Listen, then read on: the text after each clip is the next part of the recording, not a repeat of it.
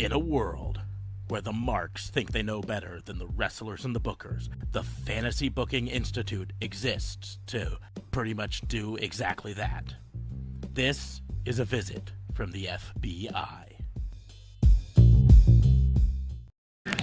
This is Dan the Dad, and you should listen to Raw and Order or you're grounded. And you don't want to be grounded. Welcome to another episode of the Fantasy Booking Institute, your weekly place for pro wrestling fantasy booking. I am your host, Detective Mark Smarks, and I am joined, as always, by my partners in crime fighting. Starting off, District Attorney Vincent K. Faye. What's going on, man? How are you? You need to let me run the show when I'm doing things. I'm sorry. I'm sorry. I got my timing. I didn't know what I was doing. Yeah, it's the key to comedy. You know what the key to comedy is? Timing. Timing, or lack thereof in this instance. So we're also going to be joined by JLB in a moment. He is, I don't know, jerking it. I don't know. Oh, is he making beef jerky? You might be. Or jerk chicken? Both of those are delicious. Probably almost as good as my hashtag not sponsored. Gonna cover it. Italian dry salami. I'm glad it's dry salami because I really would hate to see wet salami. Wet salami. California red wine with a hint of garlic. I don't feel like this is red wine at all. I feel like this looks like salami. That does look a lot like salami, yeah. This is your show where we talk fantasy booking. Rules are really simple. We're going to challenge each other to book some unlikely and often extremely unlikely scenario in the world of professional wrestling. I'm going to bet there's going to be an unlikely and extremely unlikely tonight. Yeah. It's going to be, well, and what I was going to get, normally we just kind of go off the wall and do whatever. The challenge is the unlikely scenario, and then they have to book it. But this week we decided, we took a vote. It was very, very short. I said, hey, why do we do this? And you guys said, okay. But in honor of Scott Hall and his untimely passing, we've decided to dedicate this episode to Scott Hall. And so all of our booking and talk over the night will be centered mostly around Scott Hall. So is what it is. It just sucks, you know. This is the first time in a long time that a wrestling death has kind of shook. One that really got me hard. Yeah, Eddie was probably the last one, and the thing with Scott Hall, and I mentioned this on our other show. The thing is, Scott Hall survived so very much, so much shit that should have killed him. And then for this to be what finally does kill him, that's hard for my brain to reconcile. But he also, you know, universally loved. Like every single person seemed to love Scott Hall. You know, every person in the industry, every person who ever worked for him, with him.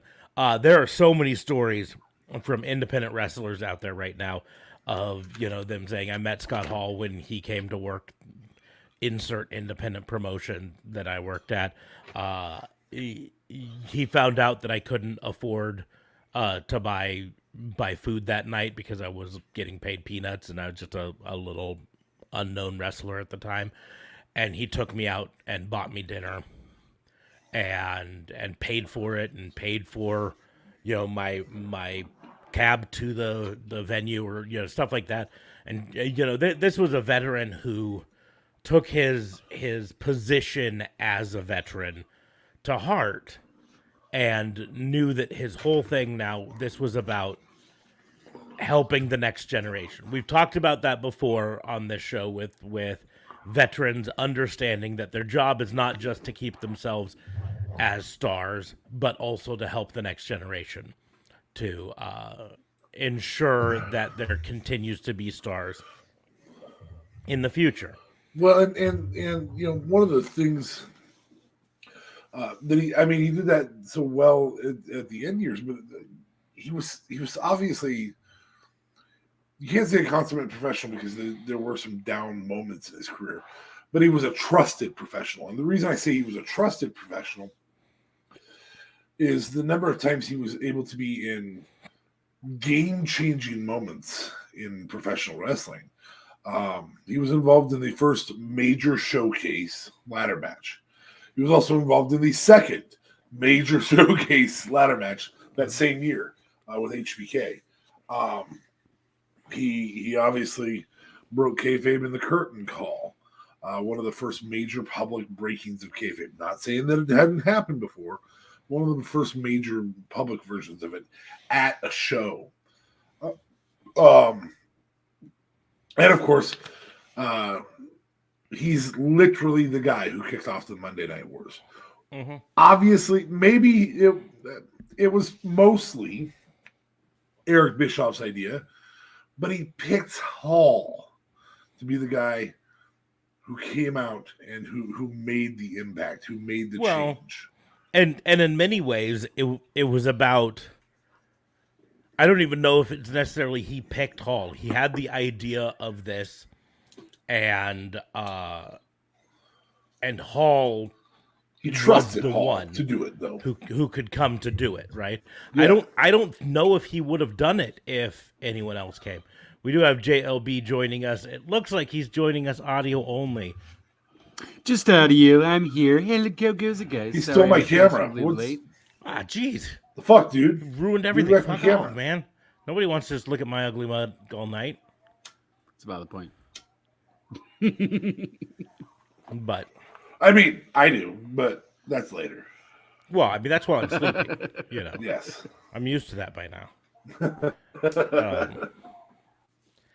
But yeah, no, I literally think if it hadn't been Scott Hall available, Eric Bischoff would have had this idea, and then let's just pull another rat out of the hat. Let's say it was Bret Hart came available.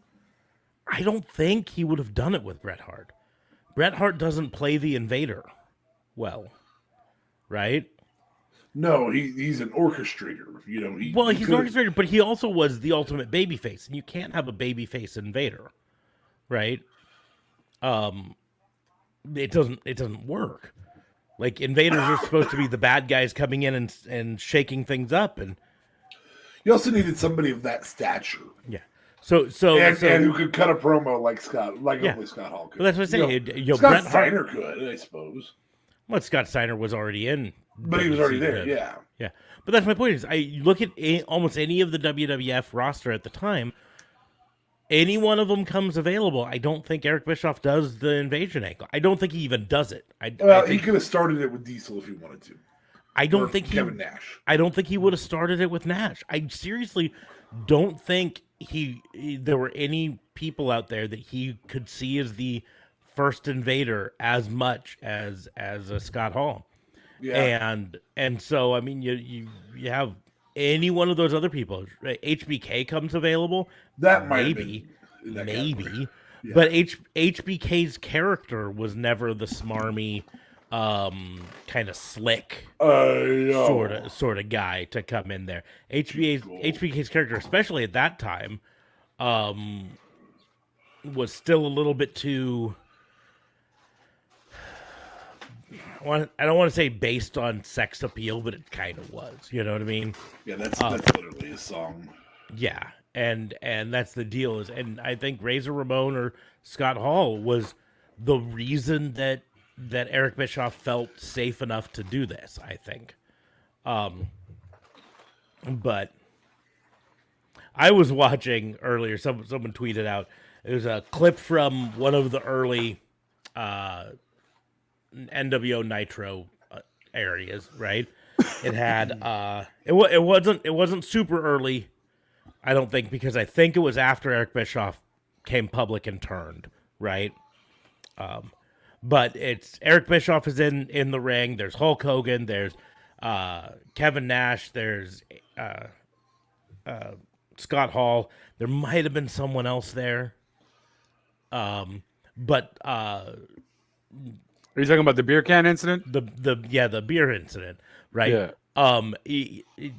Scott Hall's finishing up the promo, and a glass of beer out of the stands comes and hits him smack in the head. He doesn't even flinch. He finishes what he's saying. He takes a step forward. He brushes his hair, slicks his hair back, Yo. and then proceeds to eye fuck the camera for about 10 seconds. In a way that only Scott Hall could do. And the tweet specifically said, can you imagine the 10 seconds going through this air quotes fan's head when, he at first he was super proud of himself for throwing his beer and hitting the bad guy Scott Hall, and then the sudden realization that he'd only made Scott Hall look even cooler. No, that was well done for sure. I don't know any other wrestler who could have done that. I mean, the simple fact we've seen in this day and age, we've seen wrestlers struggle with it, right? Matt Cardona and Joey Janela got trashed thrown at the ring just a month ago, right? And how did Joey Janela react to it? He jumped out of the ring and tried to attack the fan. Oh, snap. Okay. And I like Joey Janela, but that wasn't the way to handle it, right? Scott Hall was the ultimate professional. He handled it and proceeded to just continue to handle it. Well, and we've heard stories of people's demons catching up with them.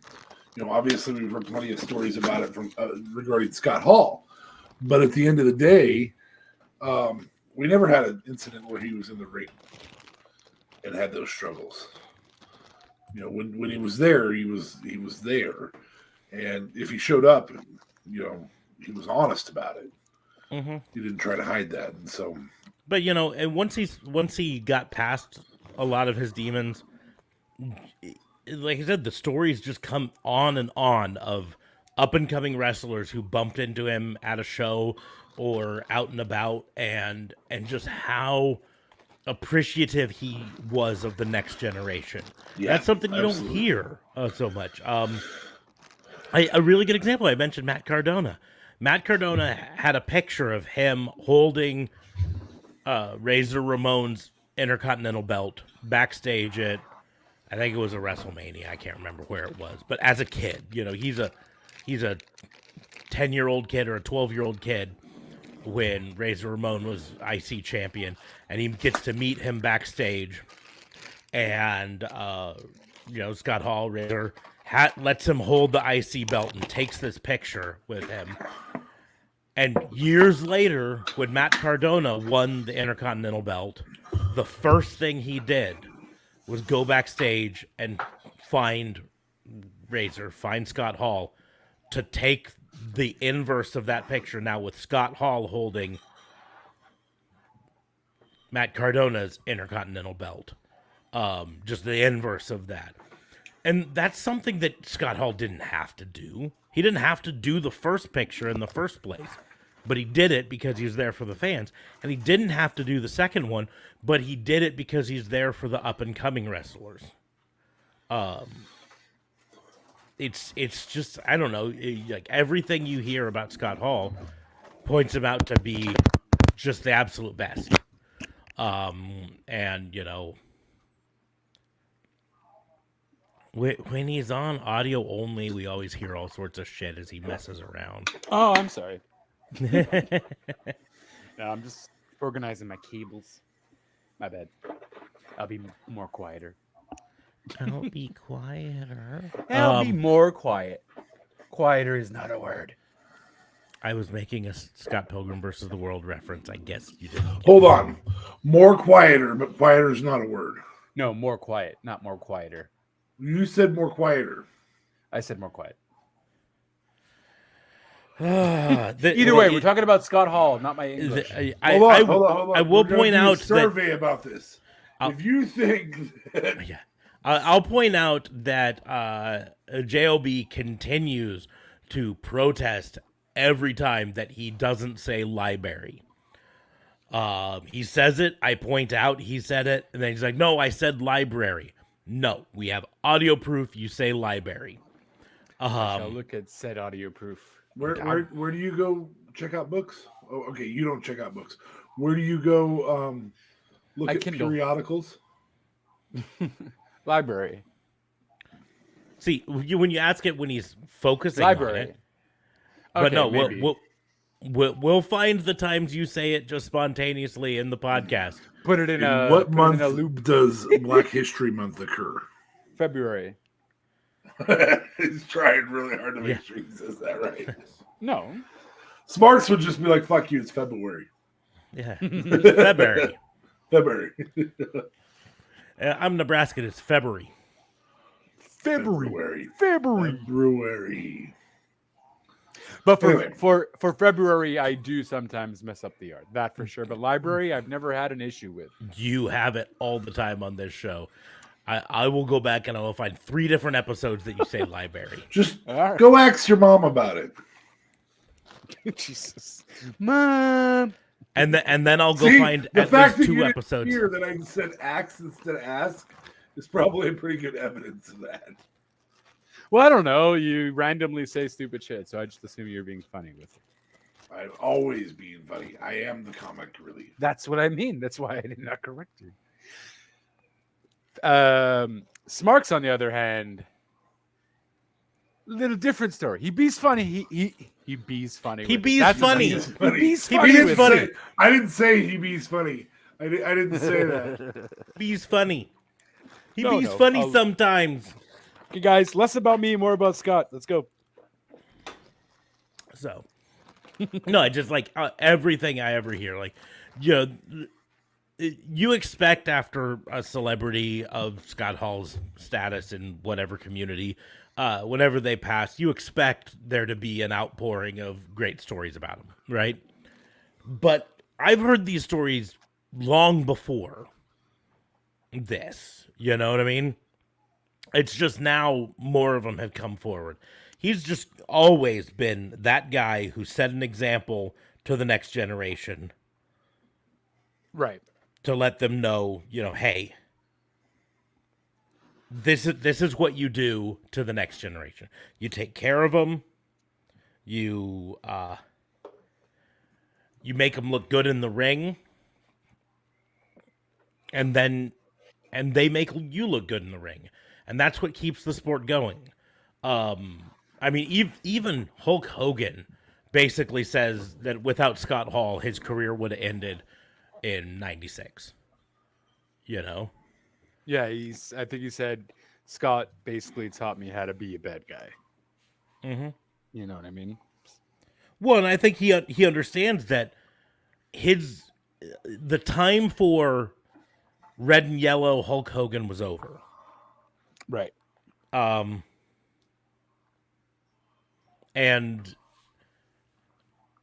that it was unsustainable, right? If he'd continued to just try to be red and yellow, drink your milk, eat your vitamins, Hulk Hogan, he would have fizzled within a year, right?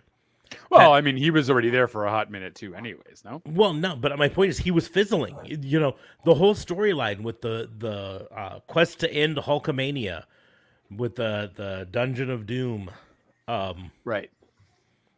it was fizzling. It wasn't getting ratings. It wasn't getting. Whoa. That Zodiac versus Hulk Hogan match was... It was a match. Maybe. Yeah, I don't know if you can say anything that Brutus did was a match. Yeah. I got a Leslie. match for it. Brutus and my nuts. Fucking Brutus. Good old Leslie. That's a match. Anyways. Anyway, moving forward. But so tonight we're gonna talk, and I gotta be honest, I don't even know if we're gonna really do fantasy booking. Like, we'll talk about fantasy things, but I don't know if we're gonna challenge. I think we should. I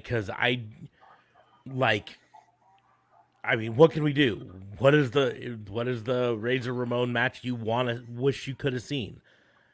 All of them. going back to the 90s, he was one of the best things on TV during wrestling every Monday night.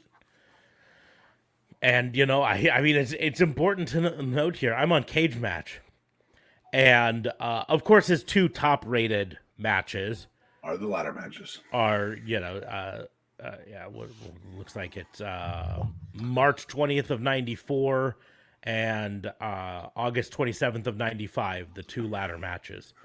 But then the let's see, sixth highest rated match on Cage Match for Razor Ramon. It's Razor Ramon versus Rick Martel. On one of their cheap shows. Yeah, just a show, Like no one would have like put that as a dream match for Scott Hall. But it was. Their eighth highest rated match was a 6-man tag with Kevin Nash, Scott Hall in 6 versus Ric Flair, Roddy Piper, and Kevin Green. Yeah, dude made Kevin Green look good. Yeah, fucking Kevin Green? Really? Who's Kevin Green? Exactly. He was a former football player who wrestled for WWE for WCW for a short period of time. I don't even know how long it was. Oh, okay. He was never like great by any means. He had an okay look, but he had ring skill. He was brought in as a helper for Mongo, though. Mm-hmm. Yeah, that was the whole thing. Is because they were football friends, Of course. In some ways, Kevin Green was probably better in the ring than Mongo was. But I just don't think Kevin Green had the passion for wrestling that Mongo did. I think Kevin Green did it for a while and was like, you know what?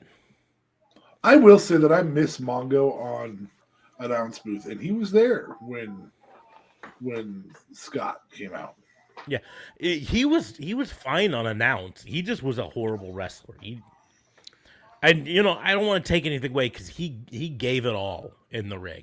He literally, there was nothing he wouldn't try to do.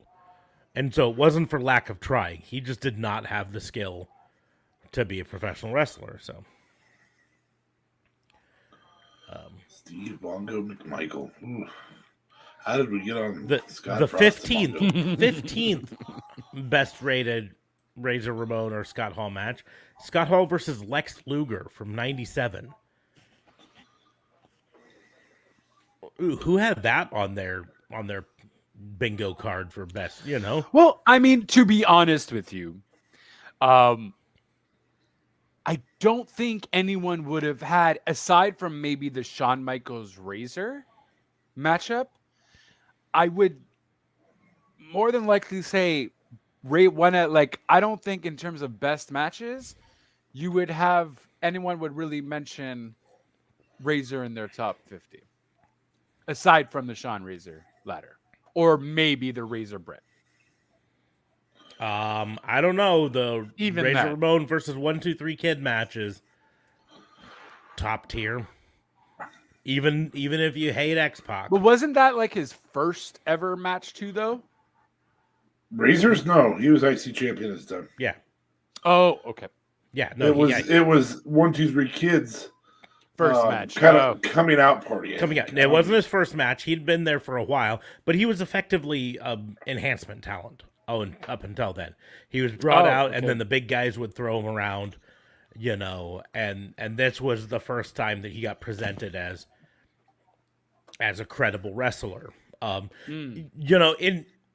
I'm not trying to directly draw parallels to it, but you remember about a year or two ago when Kenny Omega had that match against Alan Angels, and everyone's like, Alan Angels is a jobber. Why is Kenny Omega making him look like a star? Right. That was effectively Razor Ramon versus 1, 2, 3 Kid, right? Up until this match, 1, 2, 3 Kid was just a guy. And this match was the one that made people go, wow, he's got it. And I mean, that's how he got named the 1, 2, 3 Kid. prior to that, he was just the kid, Right. Owen Hart versus Razor Ramon at number 14 on this list. I mean, don't get me wrong. Well, here, let's see if I can find. I'm sure they have awards. Let's see what they have for awards here. WWE.com's 100 best matches to see before you die. His match was number 19, and I'm betting. I find it here. Razor Ramon versus Shawn Michaels, the ladder match, right? Right. So number 19 on the 100 matches to see before you die. PWI in 2002 had him ranked number 59 in the world on their PWI 500, right? In 96 he was number 34, and in 97 he was number 25. He also was Tag Team of the Year, number 1 in 97. Yeah, well, it makes sense. That's NWO, no? Well, Or like when the Outsiders really... I mean... Wrestler of the Year in 94, 2 years prior. Number 3 of that, but in the rankings for Wrestler of the Year, 2 years prior to NWO, right? So you can't say that's an NWO thing. Match of the Year in 1994. Most improved wrestler in 92. No, that was the ladder match in 94. Yeah. WrestleMania 10 was 94? Yes. Damn. All right. Number 7 on the PWI 500 in 94.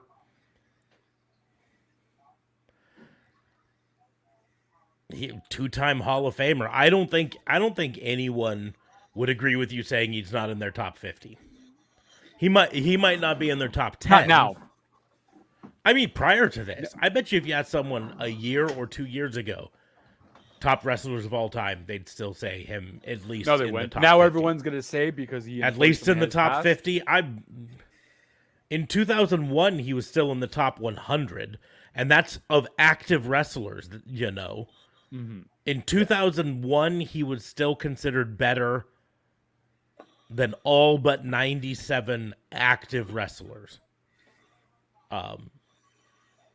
I can say that if you asked people, here, let me just do it this way. We'll do it. So you're saying top 50 GOAT? GOAT. No. I don't know. And look, people are, I mean, if people it's are honest, probably with not themselves, the conversation to be having when we're supposed to be, memorializing the guy and talking well, about but his that's. good I mean, stuff. it's okay because we have memorialized him. And we're having across the board. I don't think it's going to be consistent right now. I think yes, I have to agree with JLB. Right now, not across the board will he be considered that, but or across the board he would be.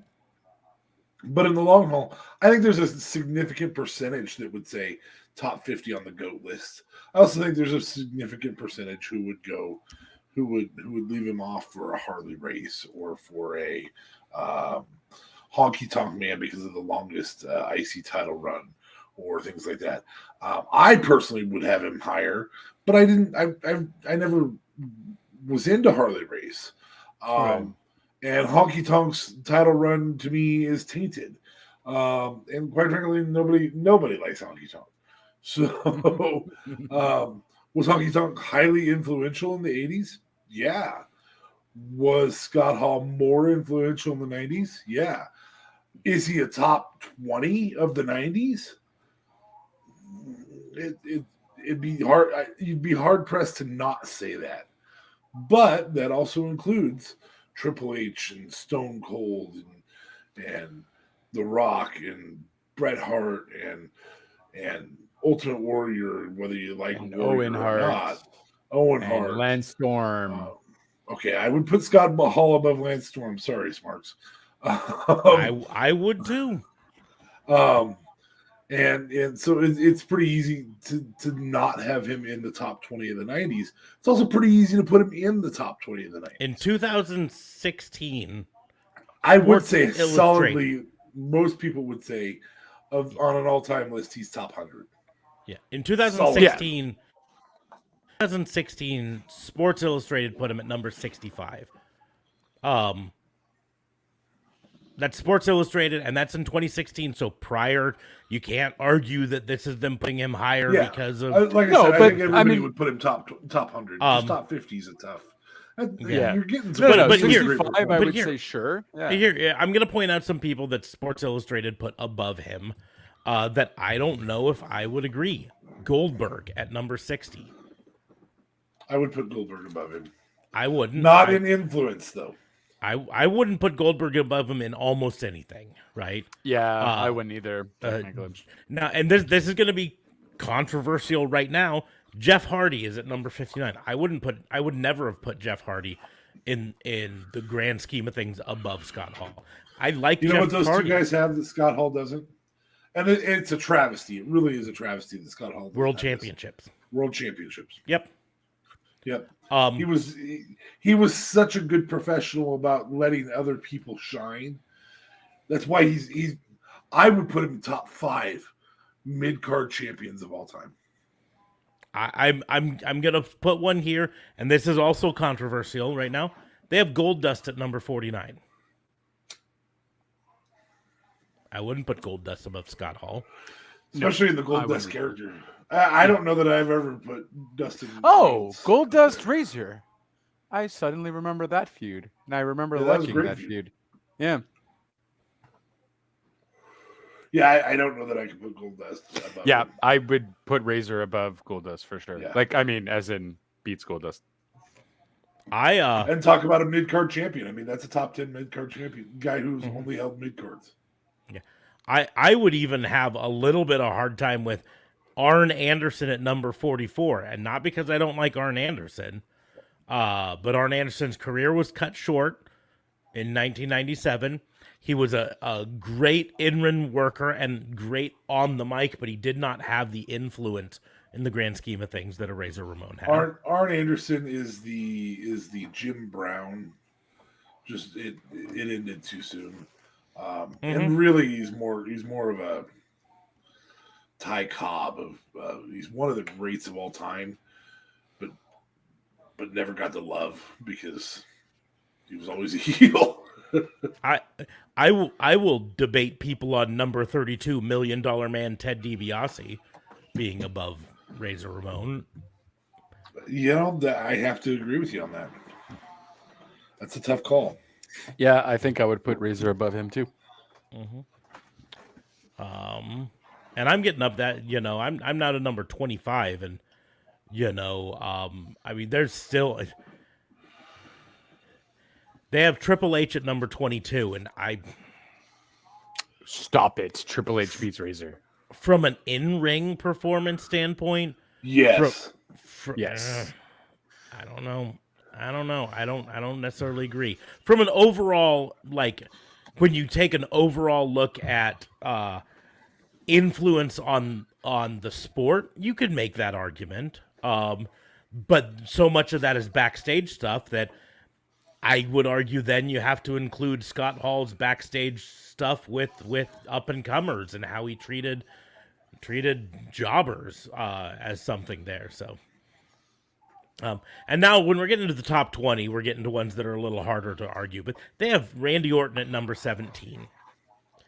I like Randy Orton. I think we have peak Randy Orton going on right now.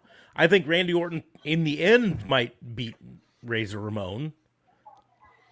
In 2016, I wouldn't have put Randy Orton above Razor Ramon. On the greatest of all time.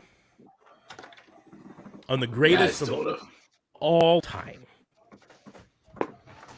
I don't know. I think that's I think they would they're kind of evenly matched though, man. I don't know. Like Randy's a great worker too. Yeah. Great heel. He didn't have the NWO, obviously, you know what I mean, Randy Orton. But I don't know. I would have somewhat of a tough. I see your point, Mhm. and maybe I like Razor's wrestling a little bit better. So where do you put Kevin Nash in comparison? Because they're inevitably linked. I mean, Well, Kevin I not Nash just think because of Razor. NWO, I they're think IC Razor's better title than Nash. bouts with each other. Yeah, Yeah, I think Razor Razor's Nash better than Nash. at best, Kevin Nash would be 5 spots behind Razor, and that's at best. See, I have Nash slightly ahead of Razor, but that's just me. Nash was not the in ring worker that Razor was. Nash, may have had a little bit more of the traditional charisma, but nah. Nash had 5 moves. They were good moves. He did them well. I enjoyed the fuck out of them in the 90s. But Hell, I enjoyed the fuck out of him when he used them on CM Punk. the bad guy always would be the winner for me. Let's see. Wrestling Estate. Wrestling Estate. Okay. Making sure I'm reading it. This is their top 100 wrestlers of all time. Okay, we know he's not in the top 20, so we're going to go back to 21 to 40 just to see if he lands anywhere in there according to them. But I think his number influence, 40. though, And this was voted on, right? This was in 2019, voted on by people. And Scott Hall got 279 votes. And so he ended up at number 40 on their list. Scott Hall was also. Scott Hall was pretty tall, right? Yes. 6'7". 6'7". So Same I height as mean, Hogan. big guys like when we're talking about big wrestlers above 6'7", he's in my top 5. We got There's Hogan. a lot of wrestlers. I mean, for me, I feel he beats Hogan wrestling wise. I understand, but But I mean, impact wise, I guess. But Hall is that supporting actor though that never gets the Academy Award, but will get the Golden Globe, kind of thing. You know what I mean? He's always that supporting actor that's just kind of on the sidelines, unfortunately. Well, yeah, And but he played that again, role well. that supporting actor still deserves to be in the talk for potential in the greatest of all times, right? There are actors out there that have been supporting actors their entire life that every actor would say one of the greatest of all time, right? James Cromwell never was the lead actor in a movie, and yet fucking everybody who's ever worked with him will say he's one of the greatest of all time. Danny Trejo. Yeah, Danny Trejo. People will say one of the greatest of all time. There are a lot of those out there who were never leading actors, were never the top star, but can still be in the talk for greatest of all Danny time. Trejo was so good that they found him. They created a movie for him to be the top star. Mm-hmm. It was horrible, Machete. Danny Trejo, Horrible. that's the Mexican dude. He played Yeah. Machete. Yeah, Yep. that's the movie they made so that he could be the lead in a movie. Literally, they made that movie so he could be the lead. Jesus. It's a really bad movie. But everybody's in it. Yeah. Playing back up to him. No, that's it. He's very respected. I get he might be a nice guy, but I don't know. I don't know. Was never really a huge fan of him per se, but No, I don't blame you know. you. That said, Scott Hall, Yes. one of the best ever. If I was to make a challenge, not to put him in a top 50 or anything like that, I'd challenge you guys to give me a title run, whether it's WWE, whether it's WCW, who he takes it off of. I think him taking it off of DDP after DDP won, beat Goldberg would have been where I would have gone. I Well, actually DDP took it off of Hogan, so I think he could have taken it off of DDP though. I would kind of like to have That seen would have been a fire actually. fucking match. That would would have have been been a a fire fire fucking match. match. That's who I would have had him take it off of because I think that they would have worked really well together. I'm gonna double up on this fantasy booking. I'm gonna say he takes the WWF title off of another person who was robbed by never receiving the title, Roddy Piper. Okay, so who does Roddy Roddy Piper- Piper beat? to Roddy get the Piper title? beats Hogan because we need to give him that win. That's a travesty that they never did. Sorry, folks, I'm eating string cheese because I'm fucking hungry. And then the bad guy, Razor Ramon, Chico. fresh after losing the IC belt, decides to step up his game and challenge a Roddy Piper and win. That's how I would do it. Because that gets us two things. It gets us Roddy Piper getting the belt, because that's a fucking travesty. I wouldn't have minded seeing him be the transitional champion between Flair and Brett. I think that would have been a great move. Mm-hmm. I think that would have been a little early for Scott Hall. But it would have been a hell of a move, hell of a match, hell of a set of matches. Yeah. I would have loved to, and we've seen matches between these two together, but Scott Hall take it off the Undertaker. In what character? Well, I mean, it would be Razor Ramon, Scott Hall, and Undertaker old school gimmick when like so 92 era. I wonder if we ever had Diamond Stud versus me and Mark Callis. Well, let's see if I can We- find it. Did Also, right? Or you're Scott just Hall taking wondering? it off of Sting would have been fun too. That would have been a good match too. Yeah. And then you can have some schmozzberries with your sandwich. Scott Hall taking the WWF title off of Bret Hart. Could have been fun. Yeah, That would have been good too. Yeah. actually, him being the one who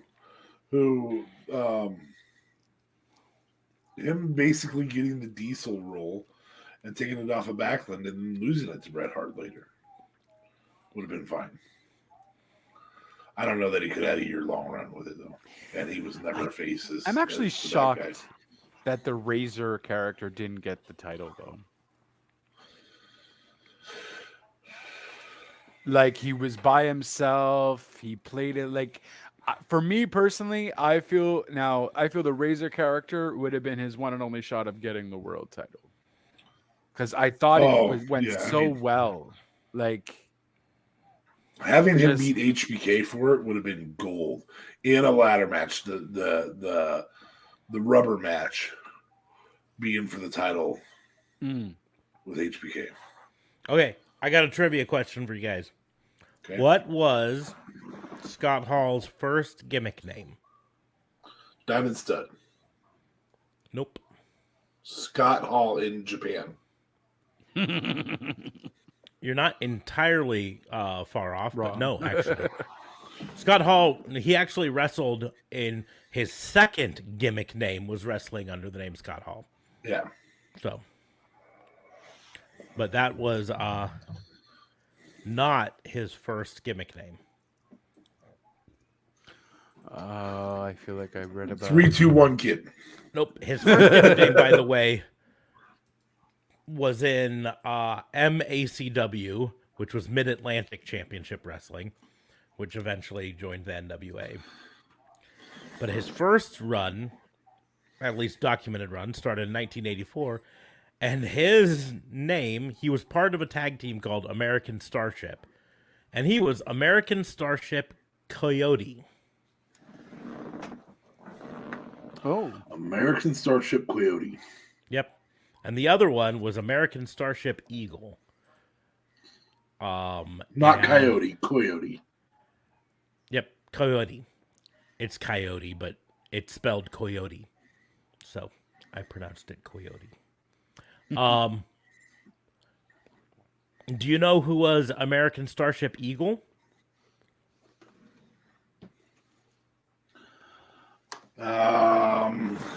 He was never a huge star, but he's a name that if you watched in the early to mid 90s, you at least had heard. Brad Armstrong. Nope. Dan Spivey. Like I said, he was never a huge name, but he was Dangerous Dan Spivey. Got nothing, man. But yeah, American Starship Coyote. Yes, it's Coyote, but Coyote. But it's spelled C-O-Y, so I pronounce it Coyote, which is probably closer to the original pronunciation anyways, but that's fine. But then after he stopped with the American Starship, he wrestled under the name Scott Hall. Scott Hall. That was in Japan. No, it was in. I gotta find it again. He used that name in Japan because it was one of his. He top did 10 eventually matches. use it in Japan, but first he used it in the AWA here in the United States. In fact, his first match in the AWA was against another person who later wrestled under a different name, Rob Ricksteiner. Oh, Braun Breaker. Yeah, Braun Breaker's dad. Hey, are you?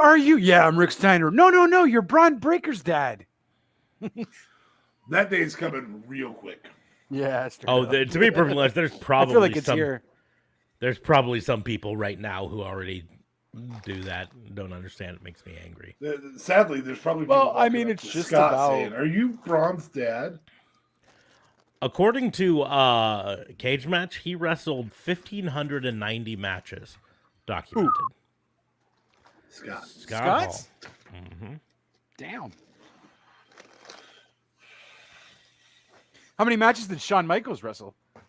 Not I that don't know. many. I'm not on Shawn Michaels' page. He was All right, injured. that's fine. Oh, snap. It's true. Never mind him. I can probably get my way there because he did wrestle Shawn Michaels in his early days when he was still an American Starship. Yeah, I think Shawn maybe makes it up from the 80s, though. With Well, that I'm 4-year I'm going to say right now, without even getting the total of numbers here, Scott Hall had 16 pages and Shawn Michaels has 21 pages. So there you go. Shawn Michaels is going to Have get more the win matches than there. Hall, huh? Well, I mean, it's also... 2,090.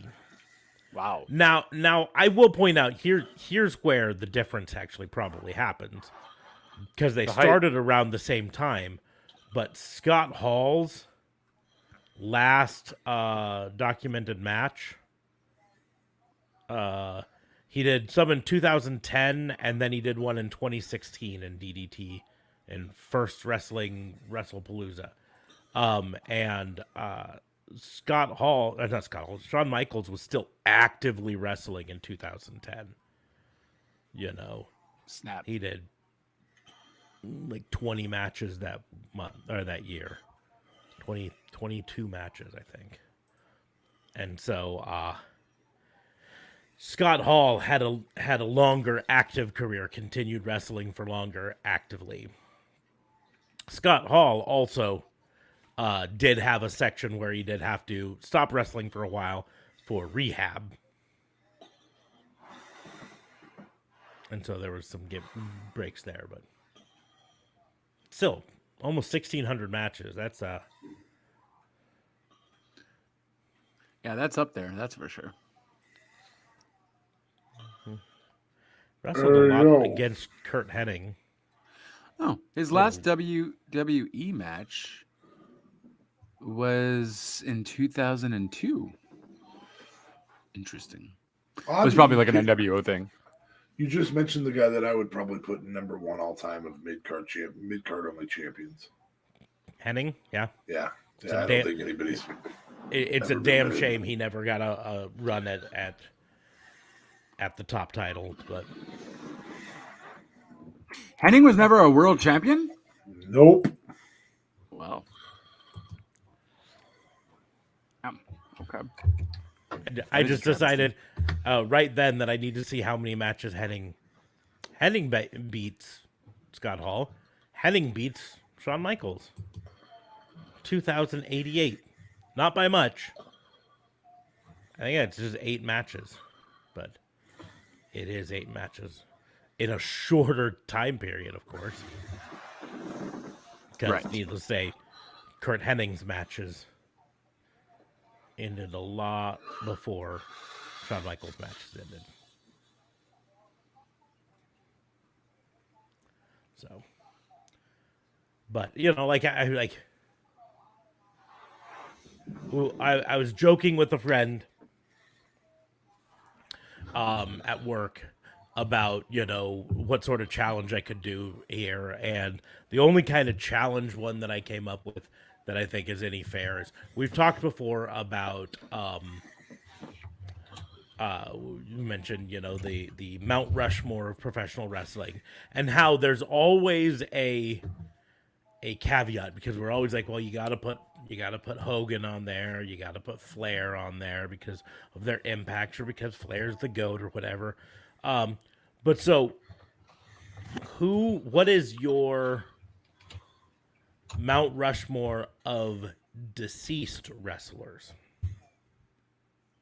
That's the way you can keep Hogan and Flair off of it, at least for now. Ooh.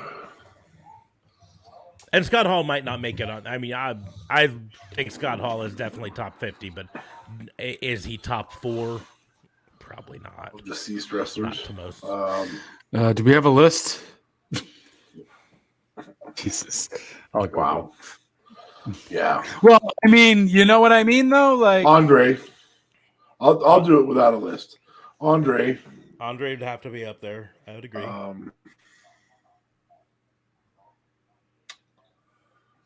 Sheik. Is Sheik deceased? I thought he died recently. And not Iron Sheik, just Sheik, right? No, Iron Sheik. Iron Sheik. no, Iron Sheik is alive and twittering. live and tweeting like crazy. We might get a retweet from Iron Sheik. Just Yeah, I'm not fucking dead. You should definitely put that as your tweet. Is the Iron Sheik dead? And tag him. How did Scott Hall go before the Sheik? Honestly, though, I don't know how you're not putting Eddie up there. I don't know how you're not putting Chris Benoit. Hold on. I mean, if I was doing that, then it's easy just to judge. I'm trying to make sure I don't miss some of the greats. Just so you know, the Bruno Iron Sheik Sammartino. tweeted 1 hour ago. Hello, Chili's Bubba. I respect you. You give the legend the free cheese fries for celebration of my birthday. Better than nothing. All of his tweets are in caps, right?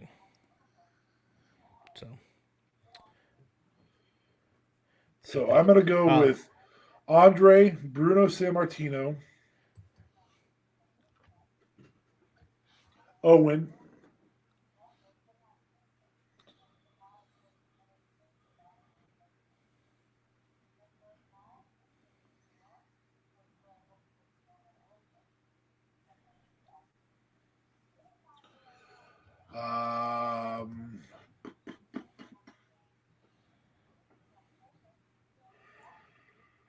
King Kong Bundy. And the reason I didn't go for Eddie or Chris Benoit is because I know that fuckhead over here is going to do it. Fuckhead him or fuckhead me? Fuckhead him. Yeah. Okay, good. 'Cause I probably wasn't going to do that. I would go with Eddie, but at the end of the day, when you're talking your top 4, I love Chris Benoit. I love Chris Benoit in wrestling. Right. But when you're talking, when you talk about a Mount Rushmore, that end has to come into play. Well, especially when you're talking, but when you're talking about a Mount Rushmore, as much as we love Eddie and Chris Benoit because we grew up in that time, you've got Buddy Rogers to talk about. Yeah. You got Bruno Sammartino. Oh yeah, I'd probably. I'd put nope. I'm gonna take Bundy off. Classy Freddie Blassie. Classy Freddie Blassie. Bruno Blassie. Andre Owen. Owen's And a great Owen pick. is a nostalgia pick. I will absolutely admit Owen is a nostalgia pick. Mm-hmm. Yeah, like me personally, I would probably put. I loved Owen, but I'd probably put Eddie above Owen. But I don't think either way it makes my Mount Rushmore because again, we've got Buddy Rogers and Classy Freddie Blassie and Bruno Sammartino and Andre the Giant. I mean, you could make And that's a really argument. solid four. That's Yeah, a you could really make solid four. an argument for that four. You could make an argument for Randy Savage. I don't know whether, I'm just here. I'm going to. This is Bleacher Report from. Let's see a date line on this. Of course, Bleacher Report doesn't put their fucking date on this. The top 25 from 2011. Top 25 wrestlers of all time. And of course there's going to be certain things on here, and there's going to be some wrestlers that are still alive that are on here, so let's get down to Doink number died? one. There have been a dozen Doinks. Oh, okay. And so Fair. I'm trying to remember what the name of the original Doink was. Well, it's messed up. They have a lot of original names for other wrestlers here, like the real names, but then Doink the Clown, they just put Doink the Clown. I'm like, really? 7 hours I'm ago, the guessing Iron that's Sheik the tweeted, "Like a originator." bridge over troubled waters, go fuck yourself."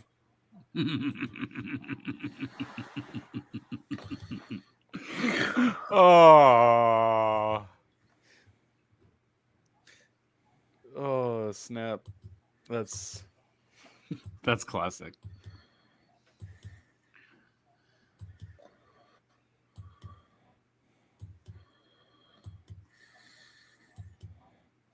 So 2 days mine, ago, Tom Brady, make up your fucking mind, Bubba. You are not the Terry Funk. yeah, that's valid. That was a good one.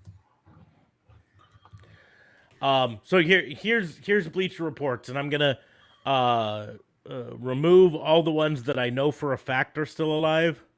So their top 4 are all still alive. Number 5 is Macho Man, in their top 25 of all time. Piper, number 7. So if we were to use this list, this is who their top 4 would be.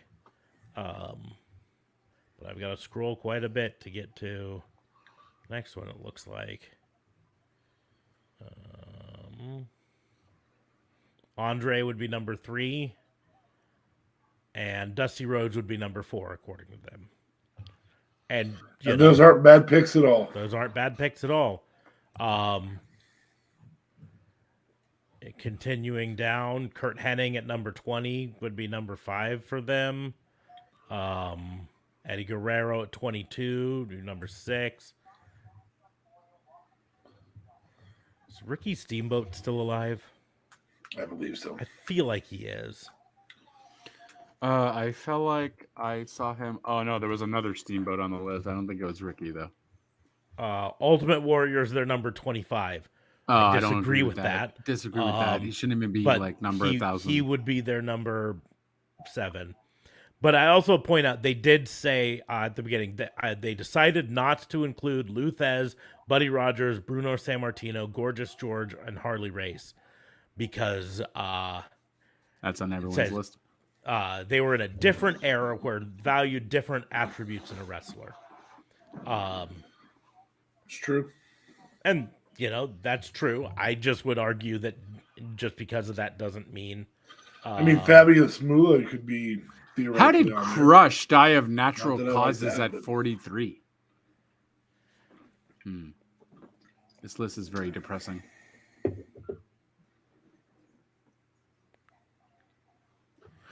And Muda? a fan that said Great Muta. Is he still alive? I think he's.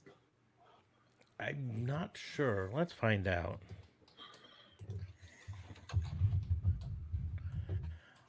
KG Muto. Um, Looks like he's still alive. yep, still alive, still So- kicking. That's why he's not on our list.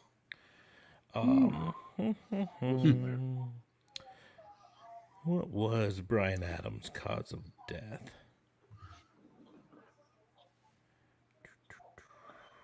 I think that was suicide. No, that was Sean O'Hare. Oh, That's it Ryan was Clark. a drug interaction, effectively a drug overdose. It's not natural causes. Oh, was well, Brian this side Clark, is though. Result of mixing the painkiller buprenorphine with the muscle relaxant carisoprodol and the sedatives clorazepam and alprazolam. definitely not natural causes.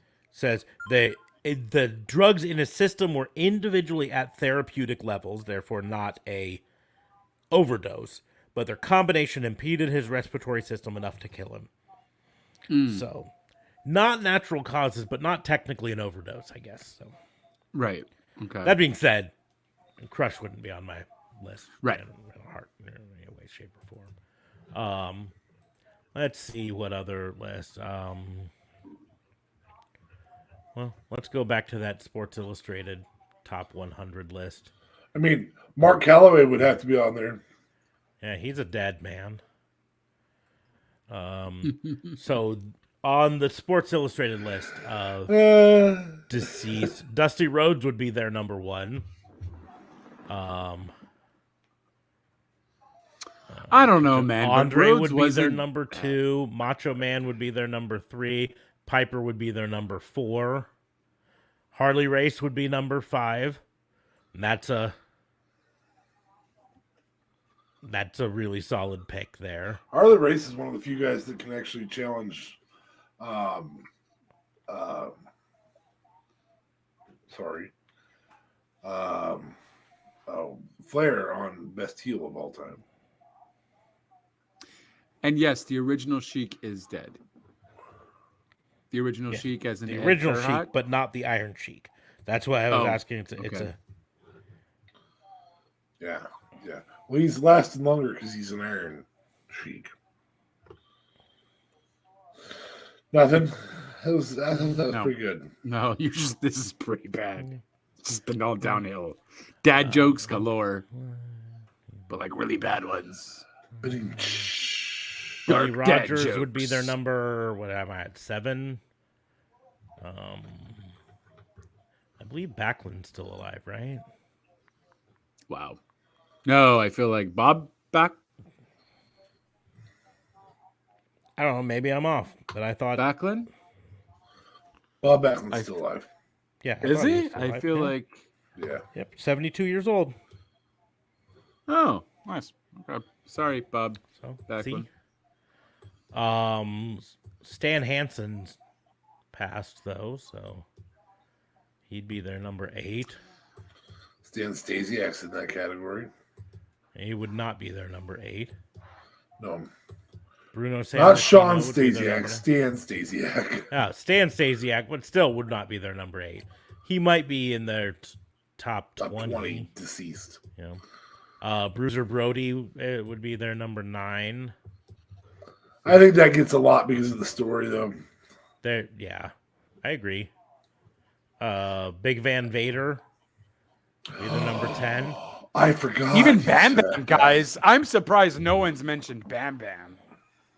I'm sticking by my list. Mr. Perfect. I would put Scott Hall above Bayman. Eddie Yeah. You put Guerrero, Scott Hall Lou above Bam Thesz. Bam? Yeah. Also, another guy, though, that deserved better than he got. Definitely. There's the Sheik at number 45 for them, so I think that would be number 12. Gorgeous George. I forgot about Gorgeous George.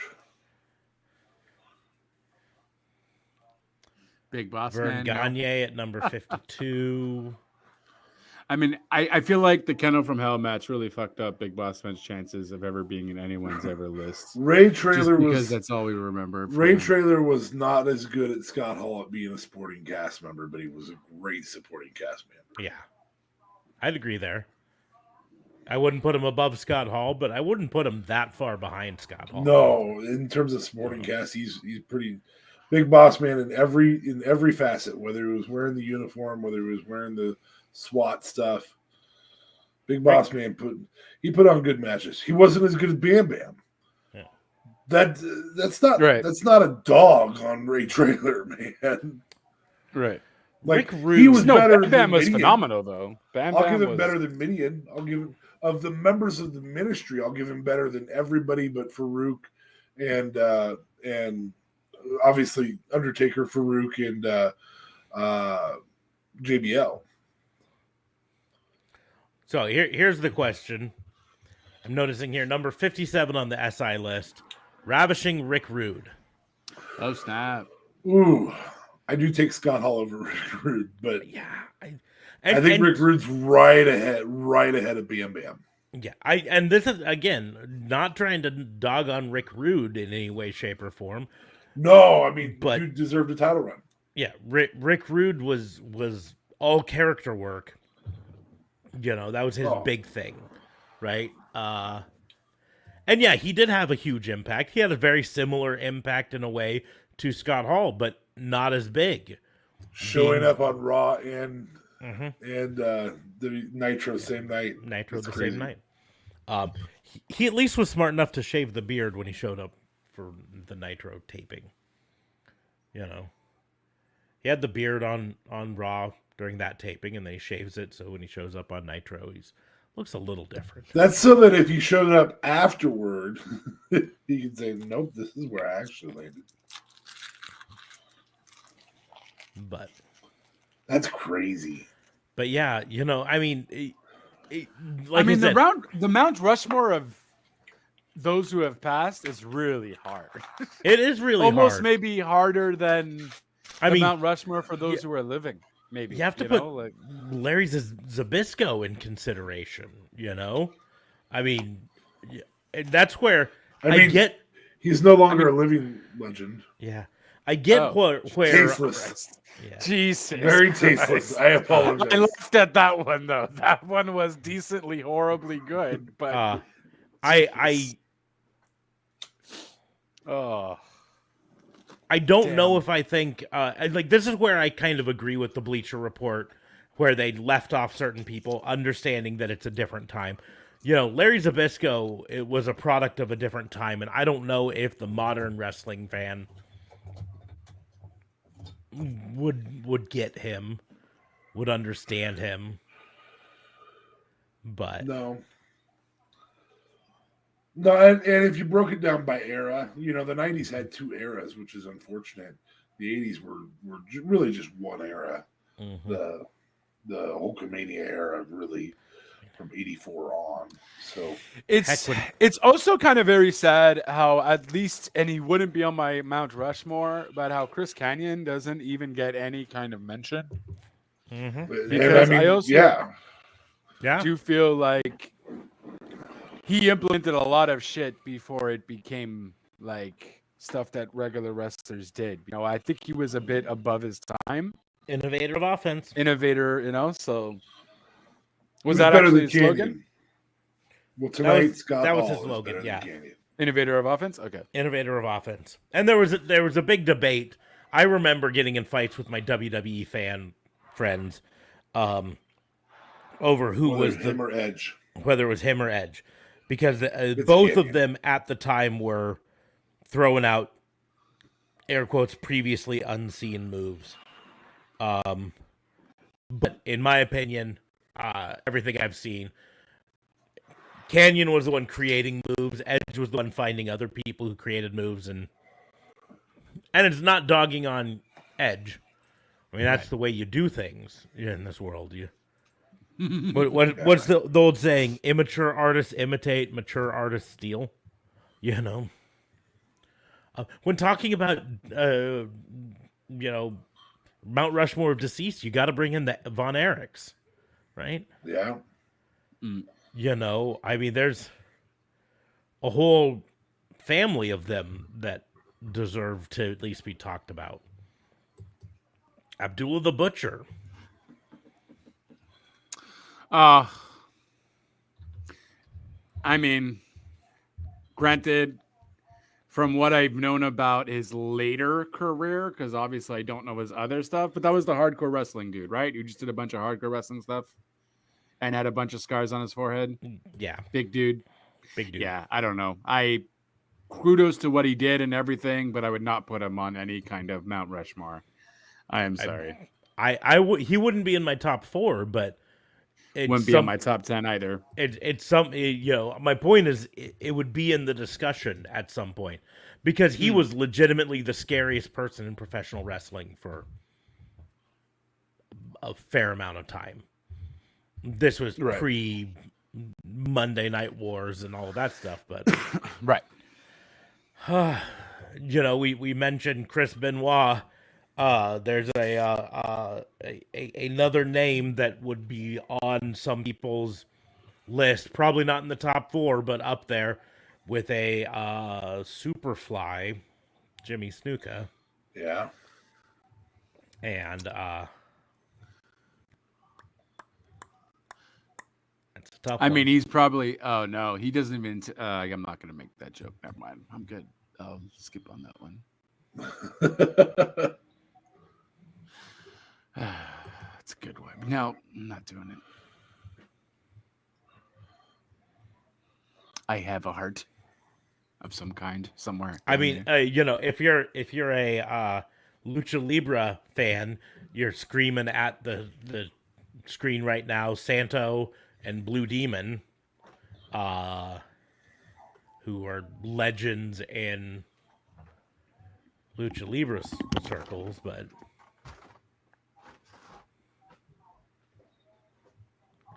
they're definitely looking at this list of top 100 wrestlers. DA Fabe would hate Sports Illustrated's top 100 wrestlers for number 98. Who? Yep. My bad. He is a currently active sort of wrestler. He recently wrestled on Wednesday night in his first match back in 6 months. Is this Jay Lethal? No. It'll make you even angrier than Jay Lethal. Let's just say he once was up high, but then he was fallen. Oh, Christopher Daniels. Oh. Number 98, according to them. Of all time? He's a good wrestler, bro. Shut up. You just really hate him. Shut up. It's true. Watch his TNA. Well, I mean, you know, its TNA stuff was fantastic. I imagine his ROH stuff is even better. If you want to challenge me to that on a different episode that we're not trying to honor Razor Ramon, I will name 100 people that I think most people could agree are better than Christopher Daniels. Man, that's fair. We should probably do something like that. That'd be dope. I'd be down for that challenge. We'll do a 4-hour live stream some Sunday afternoon. It's just matches. But I challenge this match versus this match. No, it's just DA Fabe listing the 100 wrestlers better than Christopher Daniels. I'll give you 1,004. Oh my god. Okay, we'll have to put it up to a 5-hour live stream. Armbar. In fact, Razor Ramon will be my armbar. So, are you kidding me? If you can't think of 100 wrestlers better than Christopher Daniels, you're not a wrestling fan. I mean, I just think you undermine Christopher Daniels' talent. That's all. I think you undermine professional wrestling by saying that he's that talented. Well, I mean, you also got to take into consideration what you're counting as greatest wrestler of all time. Are we counting entertainment? Are we counting wrestling? Are we just everything you're saying? Yeah, just in general. Every horseman ever except for Mongo. And I'm tempted to put Mongo above him. Wow, you're just a hater then. Okay, then I can't debate with you on that. Anyways, I wouldn't put my Mongo list- above him. I am going to actually give you 100 wrestlers, and I am going to pull it from a list I did not create, but I can almost guarantee that I will agree. Maybe not with the placement of each of the people on this list, but that they all deserve to be. And I like Christopher Daniels. I do. Well, this went from praising Razor and But and memorizing nope, him this to also shitting on supports my Christopher previous. Daniels. This also supports my previous. From February 17th of 2021, so a little over a year ago, the website the100greatest.com, a website entirely devoted to doing lists of the 100 greatest something or others, right? Oh, that's an interesting website. Okay. And so That's totally this is their 100 greatest of all time. And I have just confirmed that Christopher Daniels does not appear anywhere on it. So I can give you this list, and if you can make a serious argument that, let's say, 5 of the people on here don't deserve to be on here. So, number 100, we're going to speed through them. Samoa Joe, Brian Pillman, Paul Orndorff, Tully Blanchard, Junkyard Dog, Kevin Von Erich, Michael Hayes, Gene Kinski, Not Owen Hart, Snitsky. not Kinski. Snitsky, Right.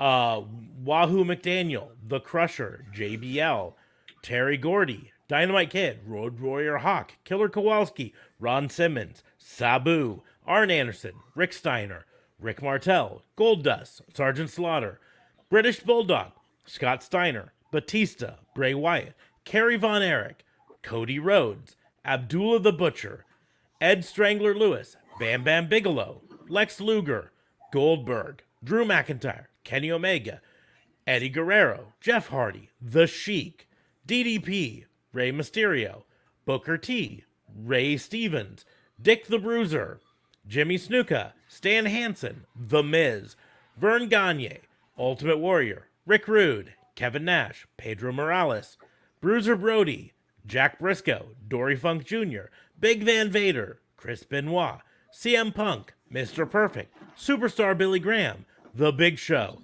Bob Backlund, John Moxley, AJ Styles, Jerry the King Lawler, okay, I'll give you that one, Kane, Jake the Snake Roberts, Nick Bockwinkel, Roman Reigns, Seth Rollins, Ricky the Dragon Steamboat, at number 29, Scott Hall, Edge, Daniel Bryan, Brock Lesnar, Terry Funk, Roddy Piper, Ted DiBiase, Randy Orton, Kurt Angle, Chris Jericho, Gorgeous George, Mick Foley, Sting, Dusty Rhodes, Harley Race, Triple H, Bruno Sammartino, Buddy Rogers, Lou Thez, Andre the Giant, Bret Hart, Macho Man Randy Savage, Shawn Michaels, John Cena, The Rock, Undertaker, Stone Cold Steve Austin, Ric Flair, Hulk Hogan. Christopher Daniels is better than John Cena. First of all, I might give you the Entertainment-wise- Junkyard Dog. I might give you the Jerry Lawler, but that's more. I because of his might behavior even models. say better than JBL too. Go home. I hate JBL, but I don't know, man. Entertainment wise, yes, JBL wins. Wrestling wise, Christopher Daniels wins. JBL's great Okay, in the but ring. I'm not saying he's that's garbage, comparing- but JBL's Christopher never going to do Daniels- flippy doos. Never going to do no, I flippy know doos. he's not going to do flippy doos. But Christopher Daniels also tells a story in the ring too. I'm just not referring Did to I Christopher hear Daniels Chris because of Jericho his on that flippy list? doos. I feel like he wasn't on number that 20. list. Yeah. Oh, He's way too low. okay. That's fine. And that didn't include Kenny Omega. Kenny Yeah. Omega was on this list. Somewhere. Didn't He include was- he Hangman was- Page. he I was could def- probably give you 100 current wrestlers that are That's- better than yeah, Christopher Kenny Daniels Omega at was his best. 65.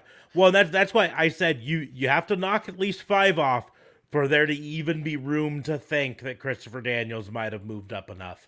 And I don't think you can. No.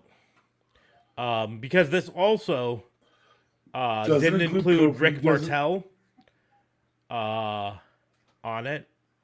Let's just go with current wrestlers that we would say I'd rather watch that person's match than Christopher Daniels at his best.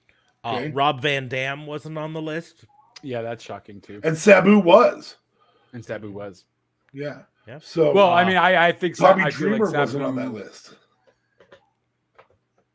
I would put Rob Van Dam over Tommy Dreamer though. So would I. Yeah. Both of which I would put over Christopher Daniels. Hangman Page I would put over Christopher Daniels. It also didn't have X-Pac or either of the Hardy Boys on that list. No Christian on that list. No Christian on that list. Yeah. And I would put Christian above Christopher Daniels. I'd put Christopher Daniels above Matt Hardy. It also didn't Matt, have Bobby maybe. Lashley on that list. So, and I'm not saying necessarily Bobby Lashley deserves to be on the top 100 of all time, but I would argue he deserves to be above Christopher Daniels. I might agree with you there for Bobby Lashley. So, I mean, let's face it. Would you put Ricochet above Christopher Daniels?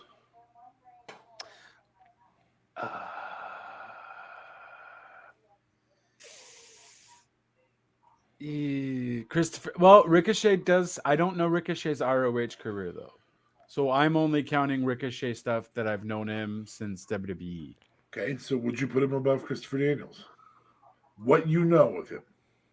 But I know more of Christopher Daniels' longer career though. I would put Ricochet over Christopher Daniels after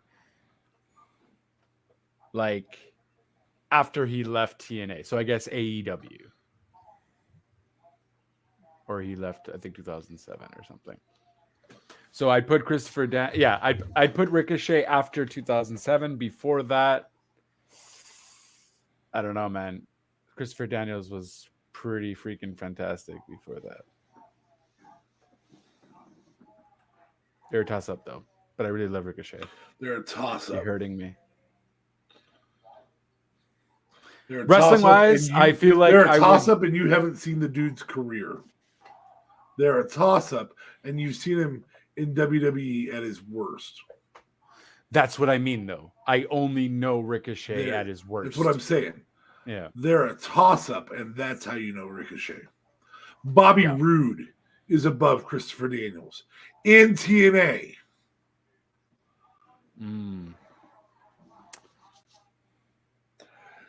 James Storm, the Cowboy James Storm, is above Christopher Daniels in TNA. Just in TNA. Just there. Right. Come on, man. No, James Storm, I would maybe agree with James Storm. James Storm is pretty fantastic, though. And James Storm is not a top 100. Solidly not a top 100. Anyway, moving forward. We don't need to talk about Christopher Daniels all night. You're reading another list. I can see it on your face. I'm just counting. I count on AEW's active rosters 26 people that I would put above Christopher Daniels. And that's just on AEW's active roster right now. Mind you, that list that he just read didn't have Roman Reigns. It did have Moxley, but didn't have Roman Reigns or Seth. It did have Roman. It did have Roman, and it did have Seth. Really? Yeah. He was reading fast. I know he reading was. fast. But I was waiting for a Roman or a Seth, and they were both were there. You can just do the Roman Reigns was Control 32 F, and Seth was 31. It didn't have. I'm trying to remember what his name is. Barry Horowitz? Yeah, Barry Barry Horowitz Horowitz. wasn't on this list. No. Barry Horowitz is better than Christopher Daniels. It didn't have Ho on the list. Christopher Daniels No is better than hacksaw. Jim Duggan. No hacks. Oh, I'm just putting that out there. no for, King Kong Bundy. for Fabe. No Bam Bam Bigelow. And to Bam Bam answer was your on the thing, list. I couldn't do the Control F because I had to reopen the list. Dipshit. You just made the list.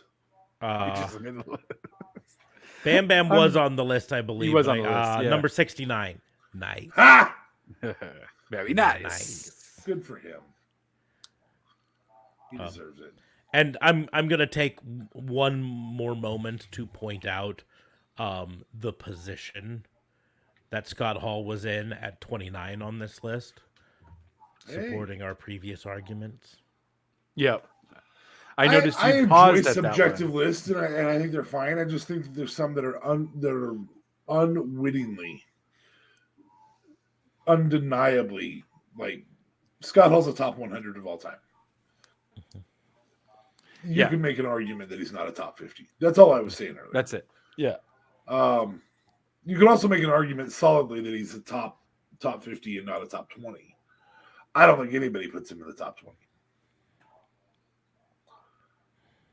But he's number one in our hearts tonight. Let's hear a little more for Scott Hall. I'm looking at non-active wrestlers in AEW, and I see at least 3 that I would put above. From AEW that aren't active guys, anymore? Yeah. Arn Anderson, put him above Christopher Daniels. Taz, Tully Blanchard, and William Regal. That's 4 there. Regal. Ooh, God, I love that dude. Jake Roberts? Oh, no, that puts us up to 5. And here's the deal. His in-ring career wasn't very long, but I'm not even a fan of Jake Roberts' career, though. So I'm moving on to someone else. This guy's in-ring career wasn't super long, but his career on commentary and as a manager, Don Callis, has probably had a bigger impact on professional wrestling than Christopher Daniels had. Wow. Haters. Dare I say he's the 3rd best member of SCU? Oh yeah, no, I'm going to point out both the other members Kazarian of SCU and Scorpio Sky were on my both list of higher. people better than him. Yep. Wow. And Kazarian was better than him. Again, ready for this? In Impact, the one you just gave us all the glory for him with. Kazarian's pretty phenomenal, but I put Christopher Daniels over Scorpio Sky. Non-active wrestlers in AEW, we have to add Dean Malenko, Jerry Lynn, and Sanjay Dutt to that list. Sanjay Dutt was pretty fire too, though. I would definitely agree with Sanjay Dutt. Dean Malenko, I haven't watched enough of his matches. I know he was an in-ring technician and all that, but I haven't learned to appreciate it because I was too young, really, to see his matches, and I haven't went back to look. So Dean Malenko. Okay, well, that's the moment where you just admitted that you're not educated enough to know the top. Some of the wrestlers in the world. Some of the wrestlers, though, I can't say yeah or no. Christopher Daniels is better just because I wouldn't know of those wrestlers. Longevity. If you I could choose, only talk for the ones that I know of. We're gonna go back to the WCW days.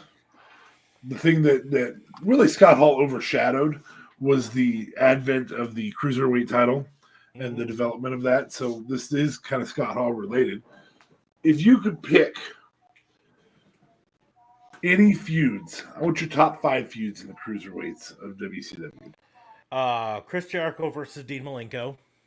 That's and then I'd go Benoit Malenko. Yeah, Benoit Malenko. That would definitely be another one. Ray Eddie. Yeah, I'd probably give you that. Yeah. I'd probably go with Jericho Eddie more than Ray Eddie. I'm not a big Ray fan, Yeah. but I understand where people are. Yeah, the thing is, I think in hindsight, Ray Eddie gets a lot more praise now than it did at the time.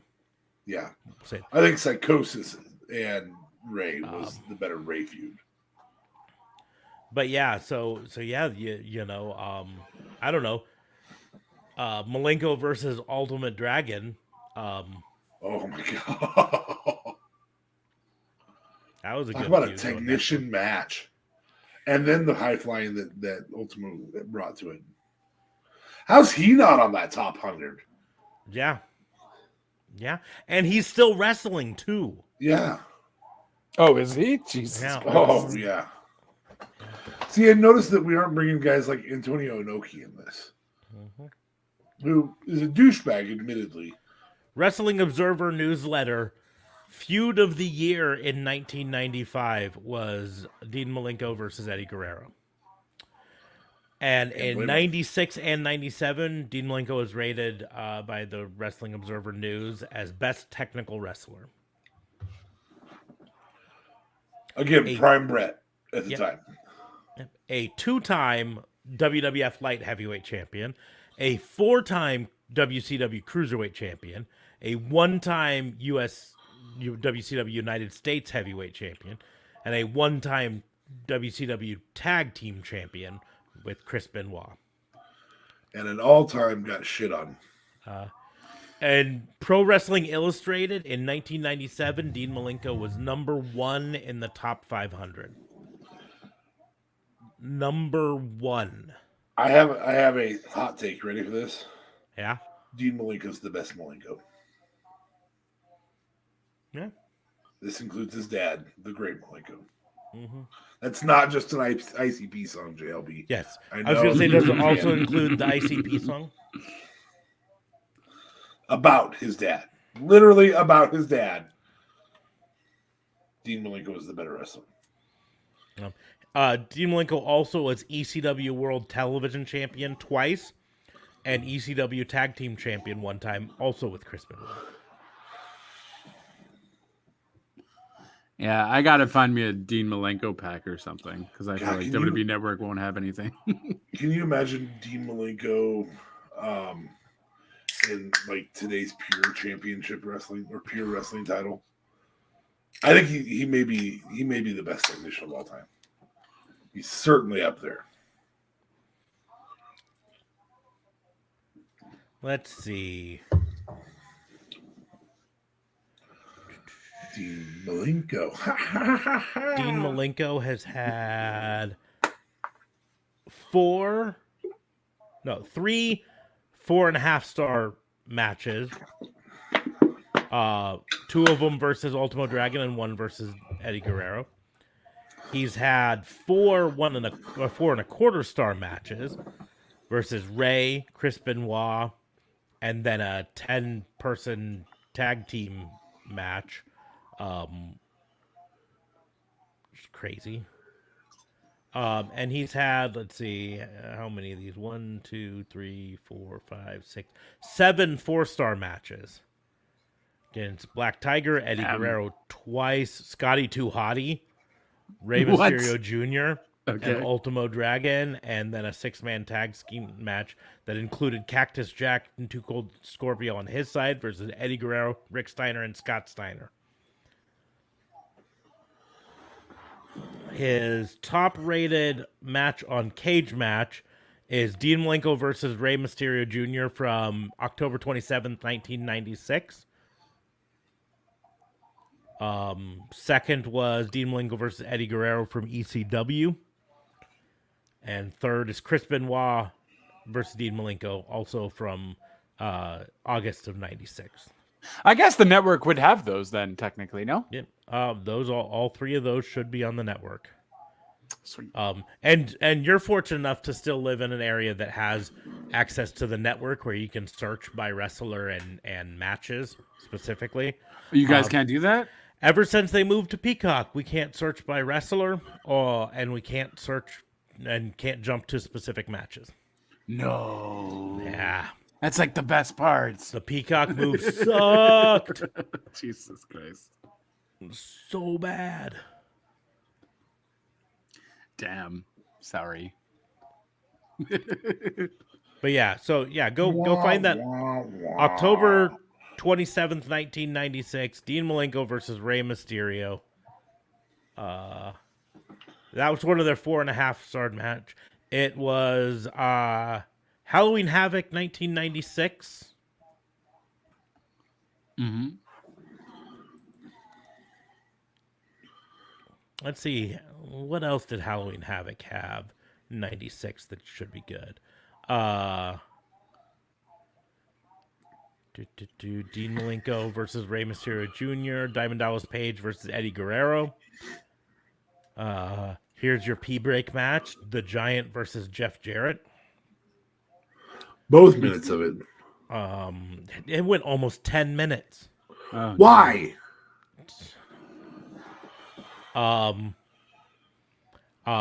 Six versus Chris Jericho. Arn Anderson versus Lex Luger. Chris Benoit and Steve McMichael versus Meng and the Barbarian. Wow. Dragon versus Malenko, Starrcade 96 went 23 minutes.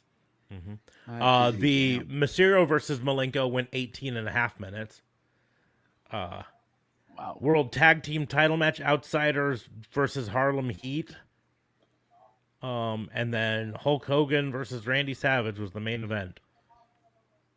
And sounds like actually a pretty good show. Ooh, yeah. Listen here, brother. Let's see. Let's go back to.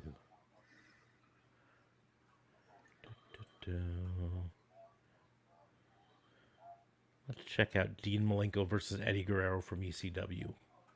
That was on Hostile City Showdown in 1995. What was that show? Mikey Whipwreck versus Stevie Richards. Boris Malenko was his father? Yes. Tony Stetson versus Sobo Genjin. Axel Rotten versus Ian Rotten. Tommy Dreamer versus Raven. Dean Malenko versus Eddie Guerrero. Shane Douglas versus the Sandman for the ECW World Heavyweight Championship. Public Enemy versus the Pitbulls for the World Tag Team title match. Fucking Public Enemy. A singles match, Ron Simmons versus 911, and a singles match of Cactus Jack versus Terry Funk. Sounds like that would be a good one to watch, too. We really got to start doing our watch-alongs. We sure do. Or botch-alongs. Or botch-alongs, for that matter. It's been a hot minute.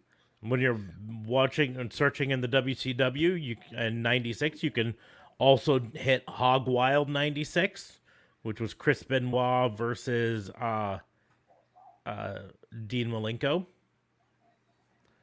Chris Benoit came out with Miss Elizabeth and Woman, which is ominous. Right. But you would also get to see Medusa defeat Bull Nakano. Love some Bull Nakano. Preferred her against the Wonder Blaze. Right.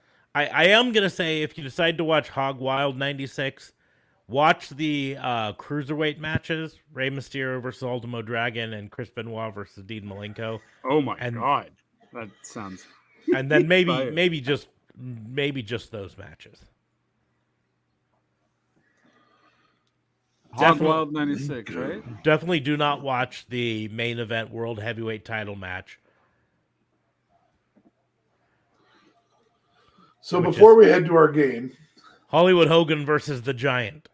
Oh, Jesus. before we head to our game, I'm gonna give you a spoiler. The Giant was the heavyweight title holder going into that match. Do you think he held it against Hulk Hogan? Nope. And I'm pretty sure Hulk Hogan did a body slam. was that the Yeti squash? I think it was. No. Halloween Havoc 96? No, we're talking No, Hog Wild 96. Hog Wild 96.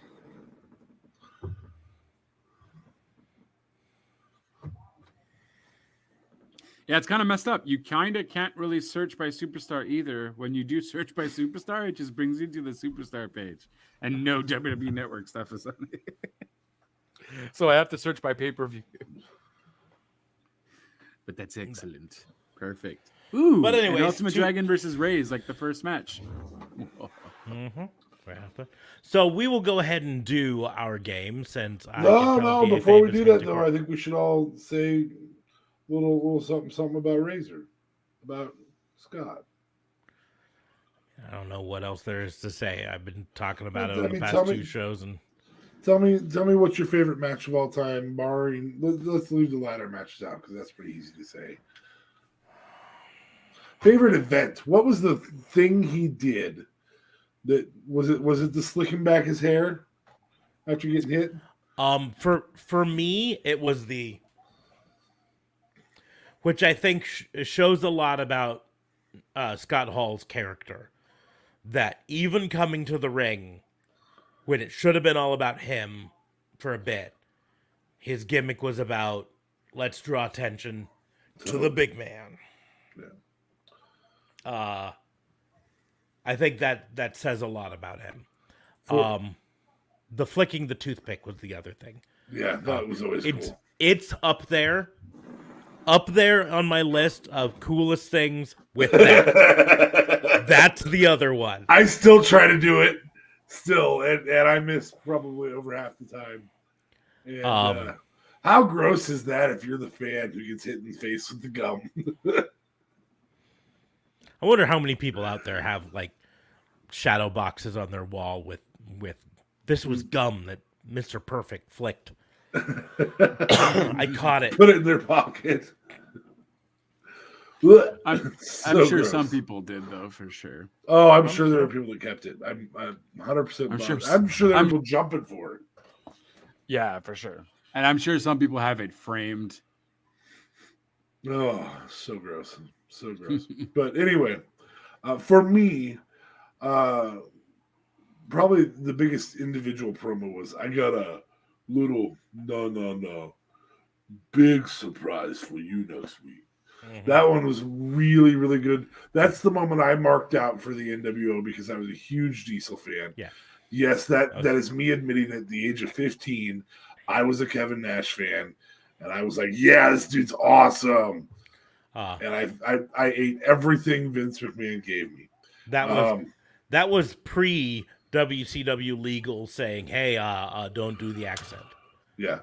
And then obviously another one for the good guys. That's better than Ayo. That's better than Chico. Is another one for the good guys. Gotta love Survey Says.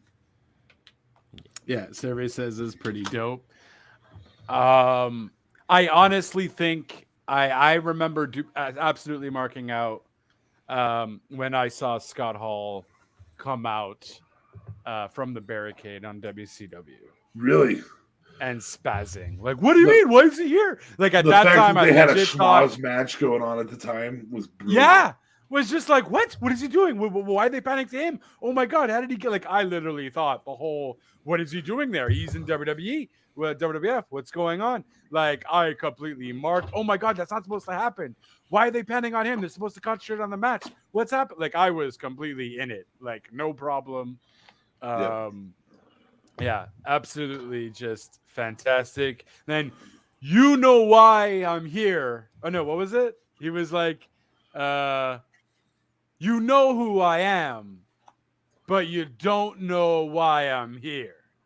Yeah. And just grabs a mic and the other 4 dudes just tag team match. Both tag teams are just like, I'm getting the fuck out of here. Yeah. Exactly. Really? Like, this is the mid card guy. And yet we all bit hook, line, and sinker for like 7 weeks straight. Arr. Fucking. Like, it was badass. And to your point, I think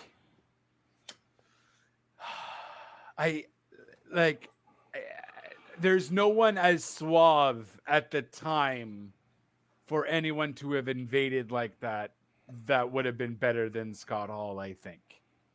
You know what I mean? It's a tough beat. It's a tough beat because he absolutely just made that how it was. Just, it was so cocky, so slick, like it worked. Yeah. I mean, I remember that, and then of course his legendary Hall of Fame thing was dope. You know what I mean? I don't know if he wrote that. But bad times don't last, but bad guys do. Dude, like, even then, before his death and all that, that was just so iconic. I remember everyone was talking about that during the Hall of Fame that year. because it was just so spot on. I feel like I might have saw something with that on the Too Sweet on who had written that. And I feel like Kevin Nash helped them write it or something.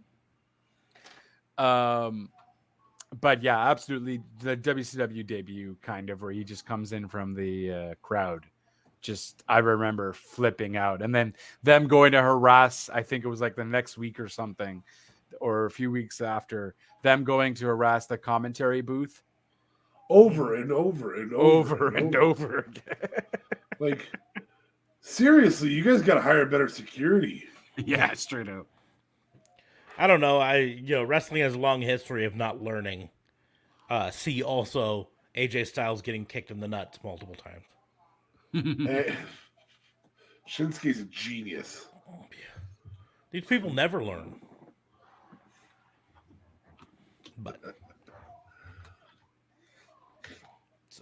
But yeah, no. And then in terms of in terms of matches, if I can't say Sean, a match that I also remember pretty well, liking at that time at least, was him versus Brett. I want to say it was like at Royal Rumble or something.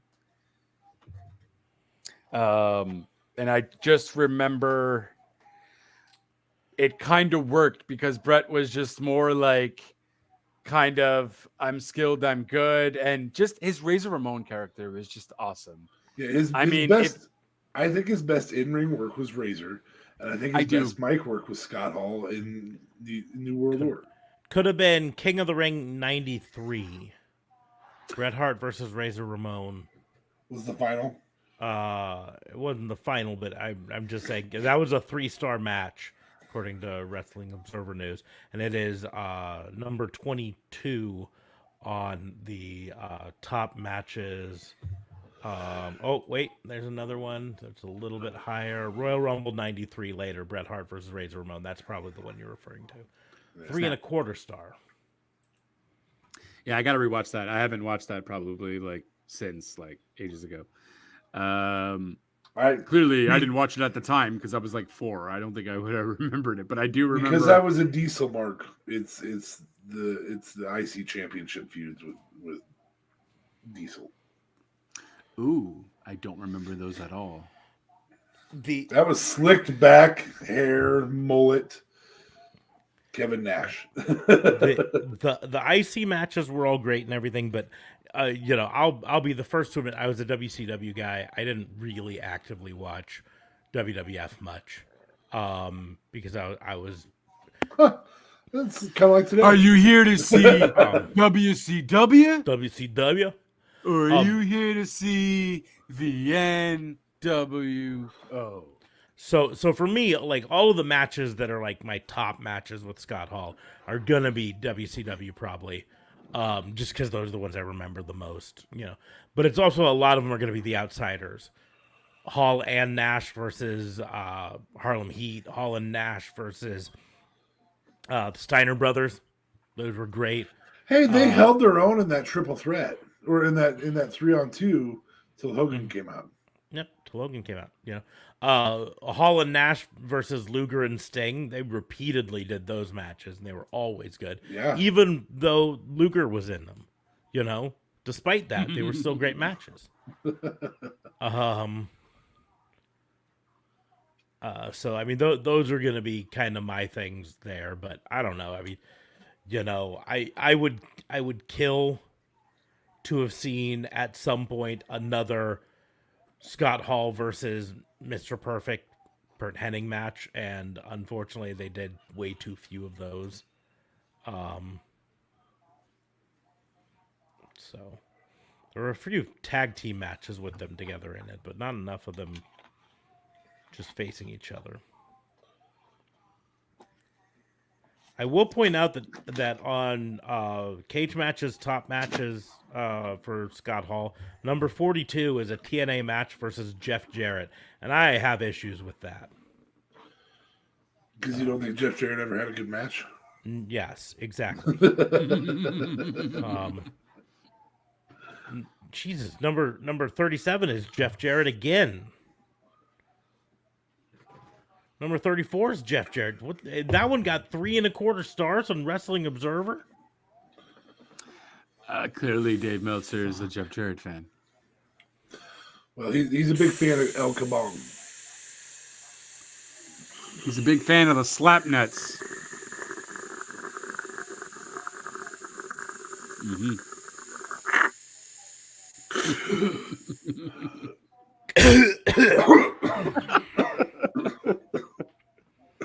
Jesus.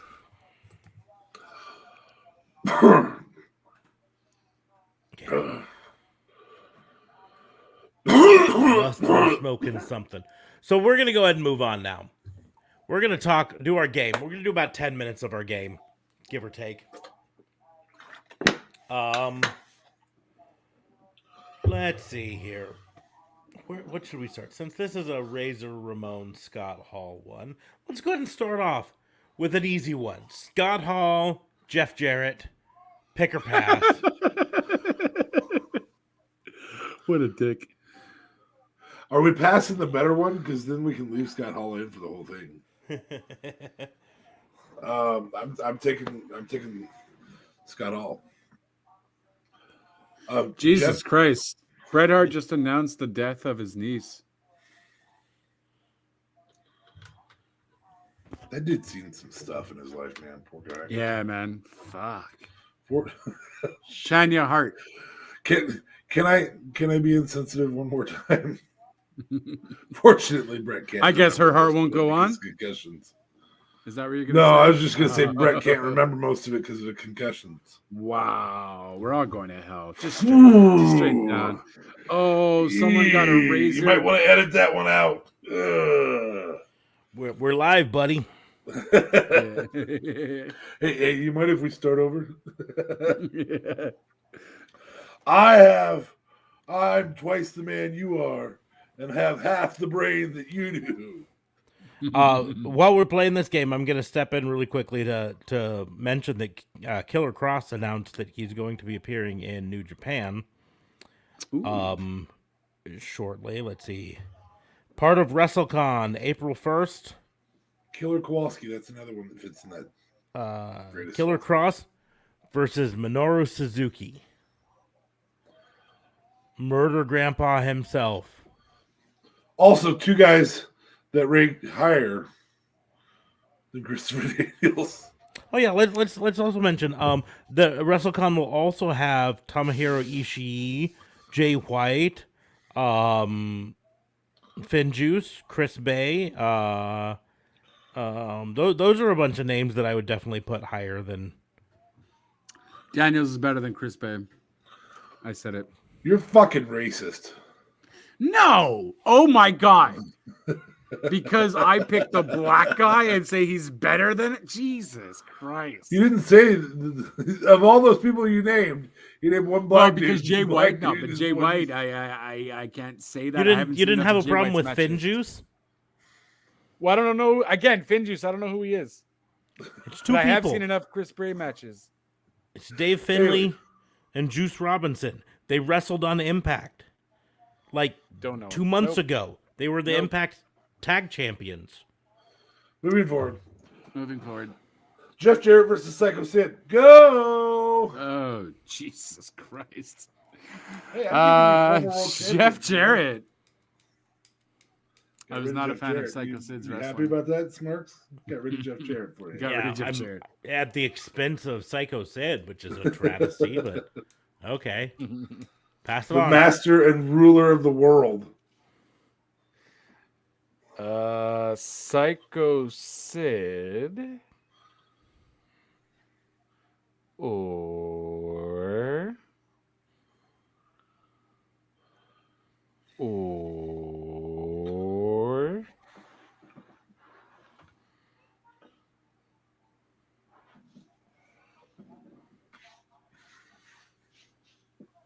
He's going to see if he can make this in quickly and just be like, Ultimate Warrior. Or maybe he's gonna stall for another Or Kane. 6 4 minutes. minutes, and then we're gonna be Kane. done. Psycho Sid or Psycho Kane. Sid or Kane. Oh. people are gonna hate me for saying this, but I've said it before. Psycho Sid. I was never a Kane fan. So Oh, Psycho Sid- that bad? Jesus Christ! I loved Psycho Sid. He was not good on the Your mic, answer is bullshit. but I All loved bullshit him. detected here. So, All bullshit uh, detected. But this will help us elevate. Kane or his brother, the Undertaker. I'll take the Taker. For obvious reasons. Yeah. And this is his Hall of Fame year. So I'm going to give you Kane or specifically Mankind. And which Kane am I getting? You're getting Kane before he could talk without the box. Well, he didn't talk without the box before. He just didn't talk. Correct. Without the box. I said without the box. So he doesn't. But he you doesn't said talk talk other without than, the box. Yeah. So Kane before he could talk without so the box. up to and including Up with to the box. including the box, but nothing after the box. I'm not making But you if you're think including Isaac the Yankem. box, if you're including the box, I'm saying Mankind. If you're not including the box, I'm saying Kane. I think he was still good when he was using the box with X. Oh, but I thought it was so stupid. I couldn't take him seriously. He didn't have a. I mean, later on we found out he had a voice, but he didn't have a voice. Becky Two Belts. Right. And then apparently he also Hold had up, I got to like screenshot that for birthmarks. later. My was wife got me a joking, present. My wife got me that. That's cool. So which one are you taking? It gets to Mankind go up or on the Kane? shelf next to the man. Mankind or Kane?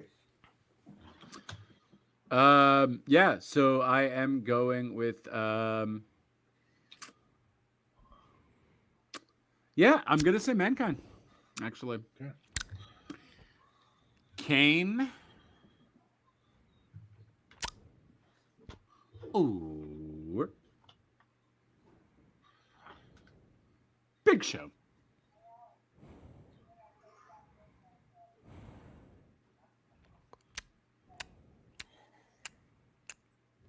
One of those is coming back to me. I'm kind of excited for this. Or coming to me.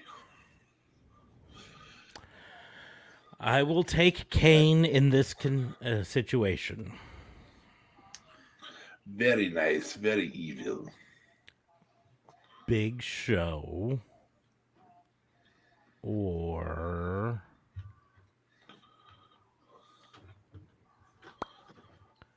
British Bulldog. It's a name we haven't pulled up on this very often, so I'm gonna take the Bulldog. Dude was great at enhancing other people, so I'm gonna take the Bulldog.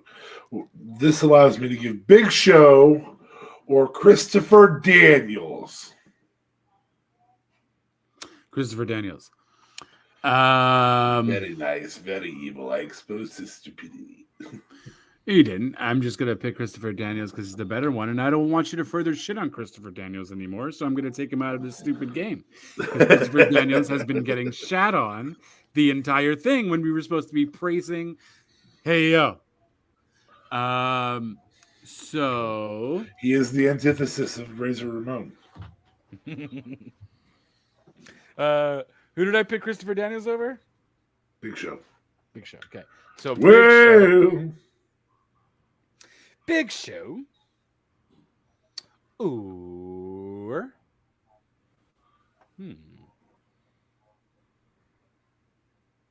Mark Henry. Mark Henry. Wow. Okay. I got to be honest here. I'll give you my reasoning so you understand. if I would have said Mark Henry before Hall of Pain, I probably still would have said Mark Henry. oh but, really? snap. Okay. But and- Hall of and- Pain was fantastic. yeah, here's I want you to understand I want you to fully understand my reasoning. Big Show to me will always be the Giant. the Giant. Okay. And the Giant is burned into my memory to a point that it doesn't matter what he did in WWF/WWE afterwards. I still remember the crappy giant. And I remember when he walked to the ring smoking because I don't know, that made him better. I never. Do you also remember his stupid monster truck thing with freaking Hulk Hogan? Yep. Ugh. Yep. Can't believe we did that on a botch-along. And That so and the because Keno from Hell. Now I know why we don't do botch-alongs anymore. so because of that, I have to take Mark Henry. So Big Show or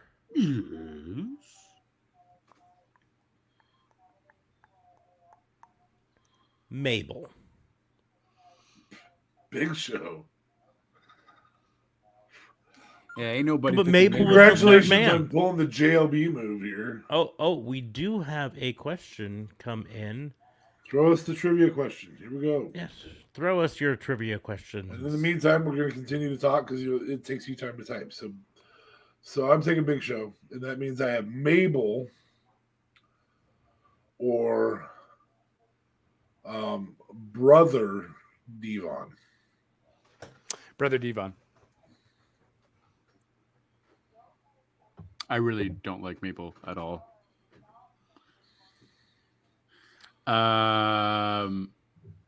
Mabel.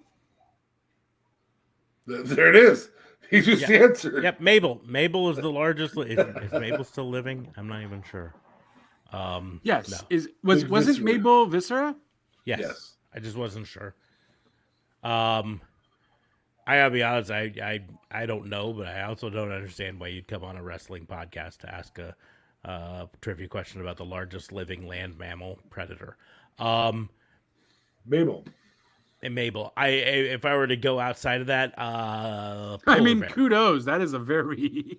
It's a good trivia question. It's just really off the wall for a wrestling podcast. But largest living land mammal predator, I'm going to go with polar bear. I'll go with the Siberian tiger. Moving forward. Yeah, I mean, Mabel I'm going to go with the versus- polar bear too because Google tells me to go with the polar bear. Add a cheater. Good job. What do you mean? Smark's cheated too. Stop it.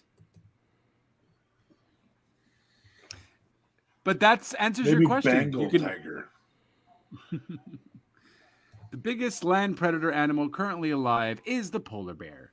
These massive Arctic Yay. creatures can grow to be over 8 feet tall. Damn. They Look at weigh that. about one length as much as the largest elephant, or about 1,300 pounds. $20. The more you know. Go ahead and spend that in our shop. Yes. We'll get you a shirt. You can. Okay. Moving forward. Yep. Okay. Shop link Run is in order the doobly-doos. www.myspreadshop.com. That's the way you can do that $20 donation. Yeah. Get yourself Thank a shirt. you. Get Moving yourself a forward. $20 shirt. Okay. So- So, Or you can just go straight to our Patreon page. yep, Link is in Patreon the page. doobly-doos. The link is in the doobly-doos. Mhm. What were we at? We were at Mabel or... That's what you're given. Mabel or No, but I feel like I said someone. Mabel or... wait, was it my turn to ask? Did I take Big Show off? And Well, yeah, if I'm at... no, Oh. that's it. Wasn't it not me? yeah, so maybe I need to give you one. I don't know. I'll give you Mabel or oh no, yeah, I gave you Brother Devon, Yes, The- and I the- said the- Devon. the pastor priest. Right. And I said Devon. Devon. No. So No, Mabel. Mabel. I was about to say, don't you remember the rules? You keep one and you Mabel- pass the one. All right. All right. Calm your tits. Mabel or his alter ego, Viscera. Viscera, because at least it was slightly entertaining to me, but But he was Fucking- royalty as Mabel. fucking You're talking Big Daddy V there. fucking neither, if you really.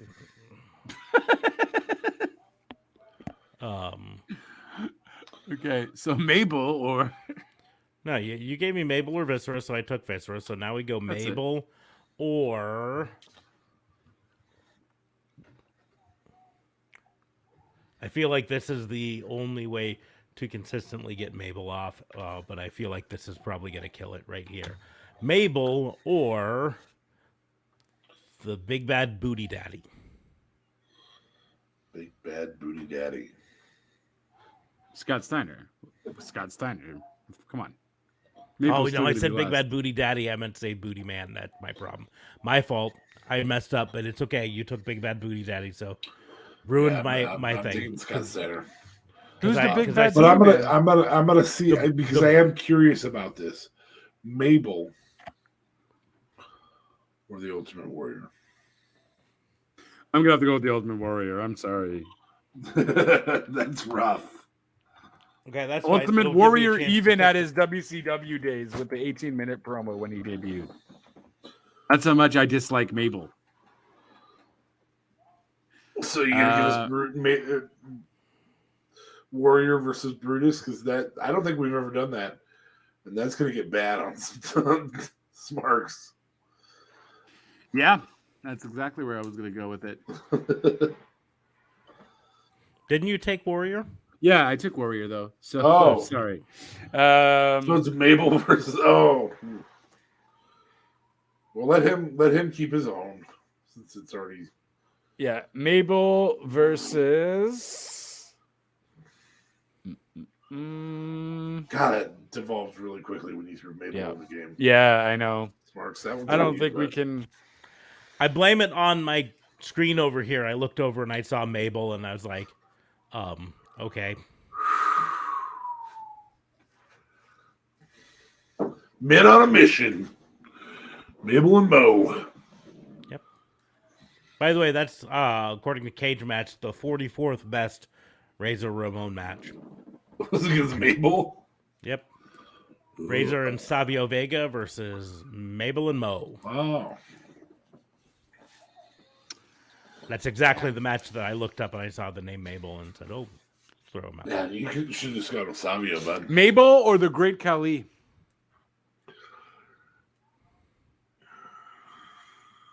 I feel bad for you, man. This one hurts. In a Punjabi prison match. In a Punjabi prison match I feel with the red light on. I feel actually physical pain. Physical pain right now. Because you're about to With pick Mabel. Yeah, you're about to pick Mabel, aren't you? And then I'm gonna scream at you like, "Bro, at least Great Khali had some kind of." No, I might be going about to for pick him. Great Khali, but either way, I'm fucking. Come on, who wins the Punjabi prison match? Great Khali or Mabel? Well, there's no way Mabel's climbing out of the. That's for certain. Gonna break the Punjabi. I mean, he could break through it and then he wins. They've done it in cage matches. Why not do Punjabi prison? It's only Khali. bamboo steel after all. Khali. Khali. Wow. Not happy about it. Okay, so now I'm gonna fix my mistake. Mabel versus the Booty Man. But who's the booty man? And Leslie. Brutus the Barber Beefcake is who the booty man is. It's literally Ed Leslie's yes. very worst, second worst incarnation. I'm gonna take Mabel. When he came over to WCW, he wasn't allowed to be the barber because that was a WWF property. And so And he started so- as the Zodiac, He had the Zodiac, and then he went to Booty the Man. Booty Man, and then the Disciple. and then the Disciple. And the only upside to the Disciple, the only upside is he never fucking talked. He didn't talk as the Zodiac either, but it was really bad. Well, yeah, but at the Zodiac, he emoted. He didn't talk, but he made like faces and stuff. Whereas as Disciple, he just stood there.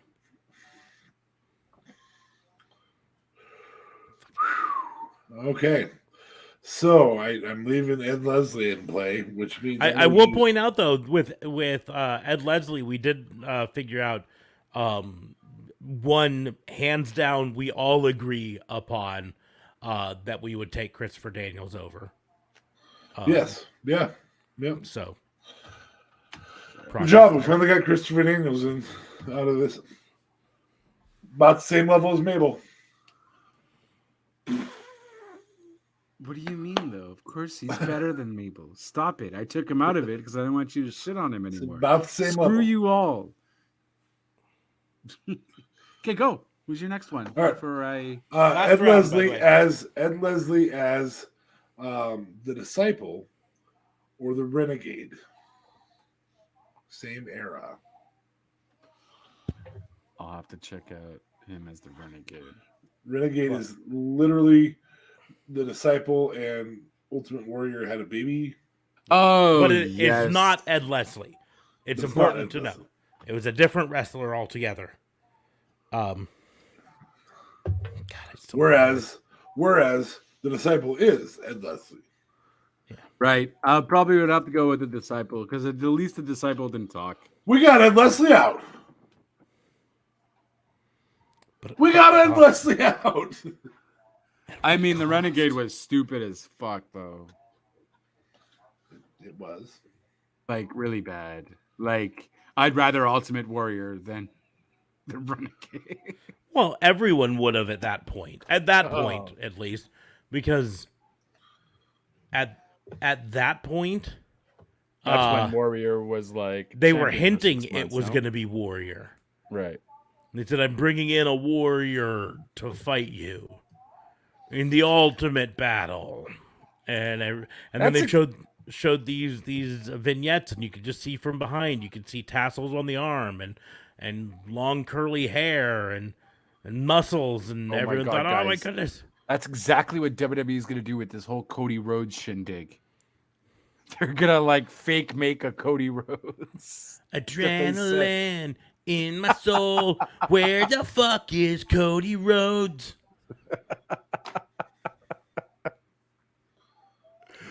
Where the fuck is Cody Rhodes?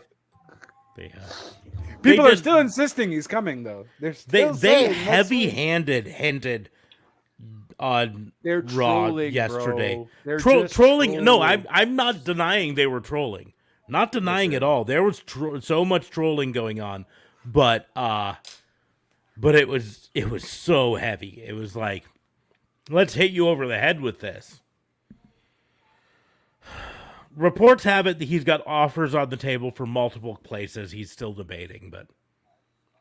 And then there's also that report that his TV shows won't let him really go anywhere else, or asking him to wait until his show deals are done with TBS before he goes on to another network. Which could go Which hand in would hand. Make a lot of sense. Could go hand in hand with the other report.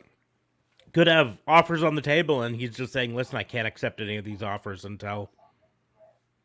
Because I agree. I 100% think if I was TBS or TNT, and I was paying him money for the Go Big show, I wouldn't want him suddenly showing up on USA Network. Straight up, yeah. But on Peacock for one night only. Vince doesn't do anything for one night only. If I Except could sneezing. pull it off, He sneezed for one night only. He said, "No more of that. Fucking done." It does make you wonder, what's the dude do when he has a sneeze? Fucking clinches it in like a man. Or he goes to the bathroom and just fucking sneezes so no one can see him because he'll never show weakness.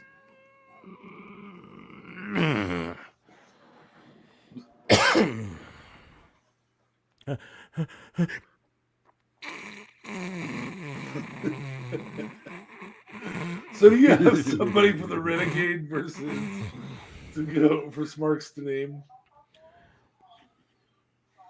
Oh snap. Well, not Renegade. Yeah, it's true. It is the Renegade. So Renegade or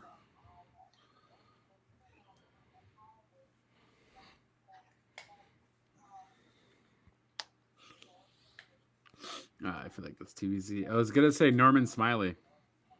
Norman Smiley. Smiley. Yeah. He was a decent wrestler, at least. Okay, yeah, that's okay. No, sorry, That's, you said yes. yeah, Okay, both my of bad, us took my it. bad. My bad, guys. Keep going. So you got Renegade versus. Oh, you got your new shirt. You didn't see? I tried to point it out earlier. I didn't even notice. Oh, It's like you won a Nice. contest recently. About 2 weeks ago on this very show. that I was Yeah, supposed to that's win, a but failed podcast. miserably. Can't. He like flat out handed you that. And you're like, Can't. fucking, Podcast. fucking boss. What?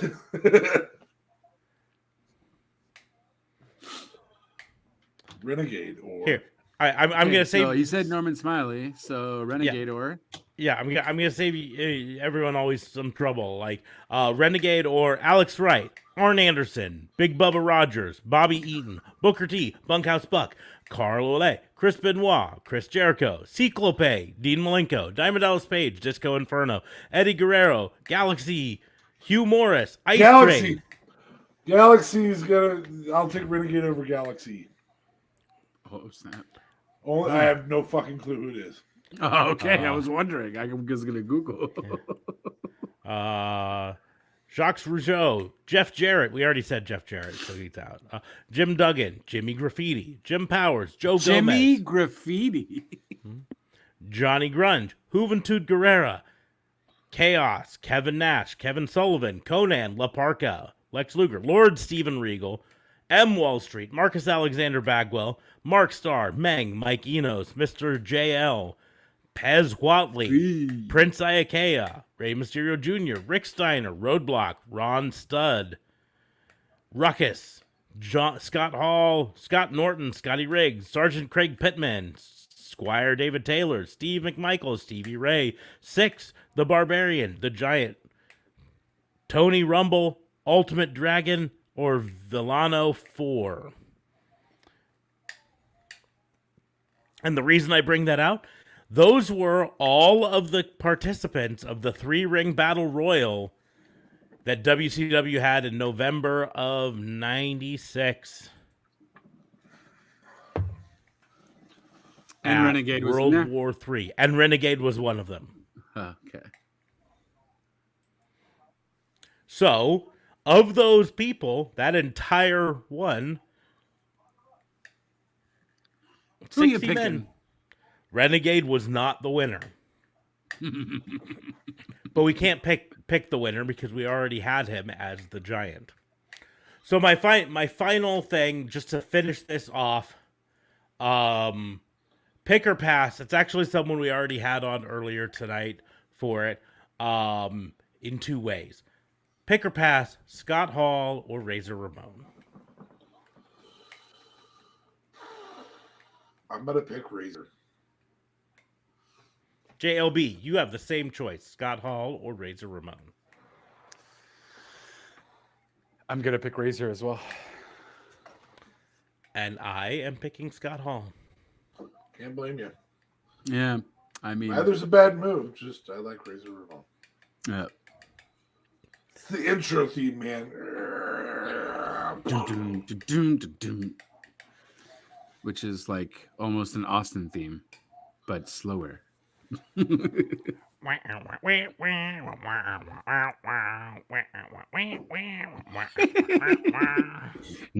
world order. New World Order.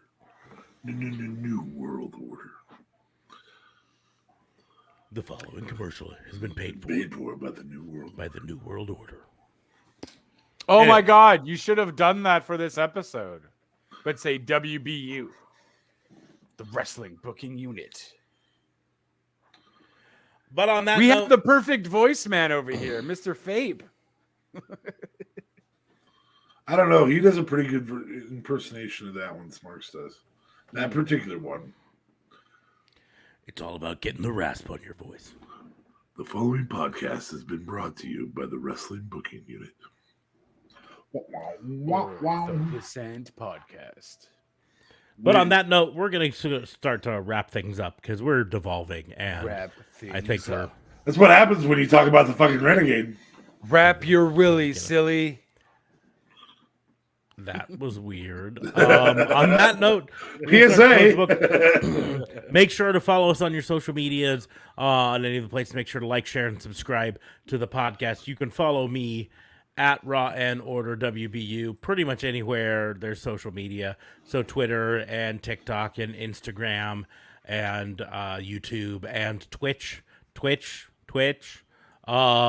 But not on Facebook because Facebook is stupid and wouldn't let me do that. So it's at Pissant Podcast there.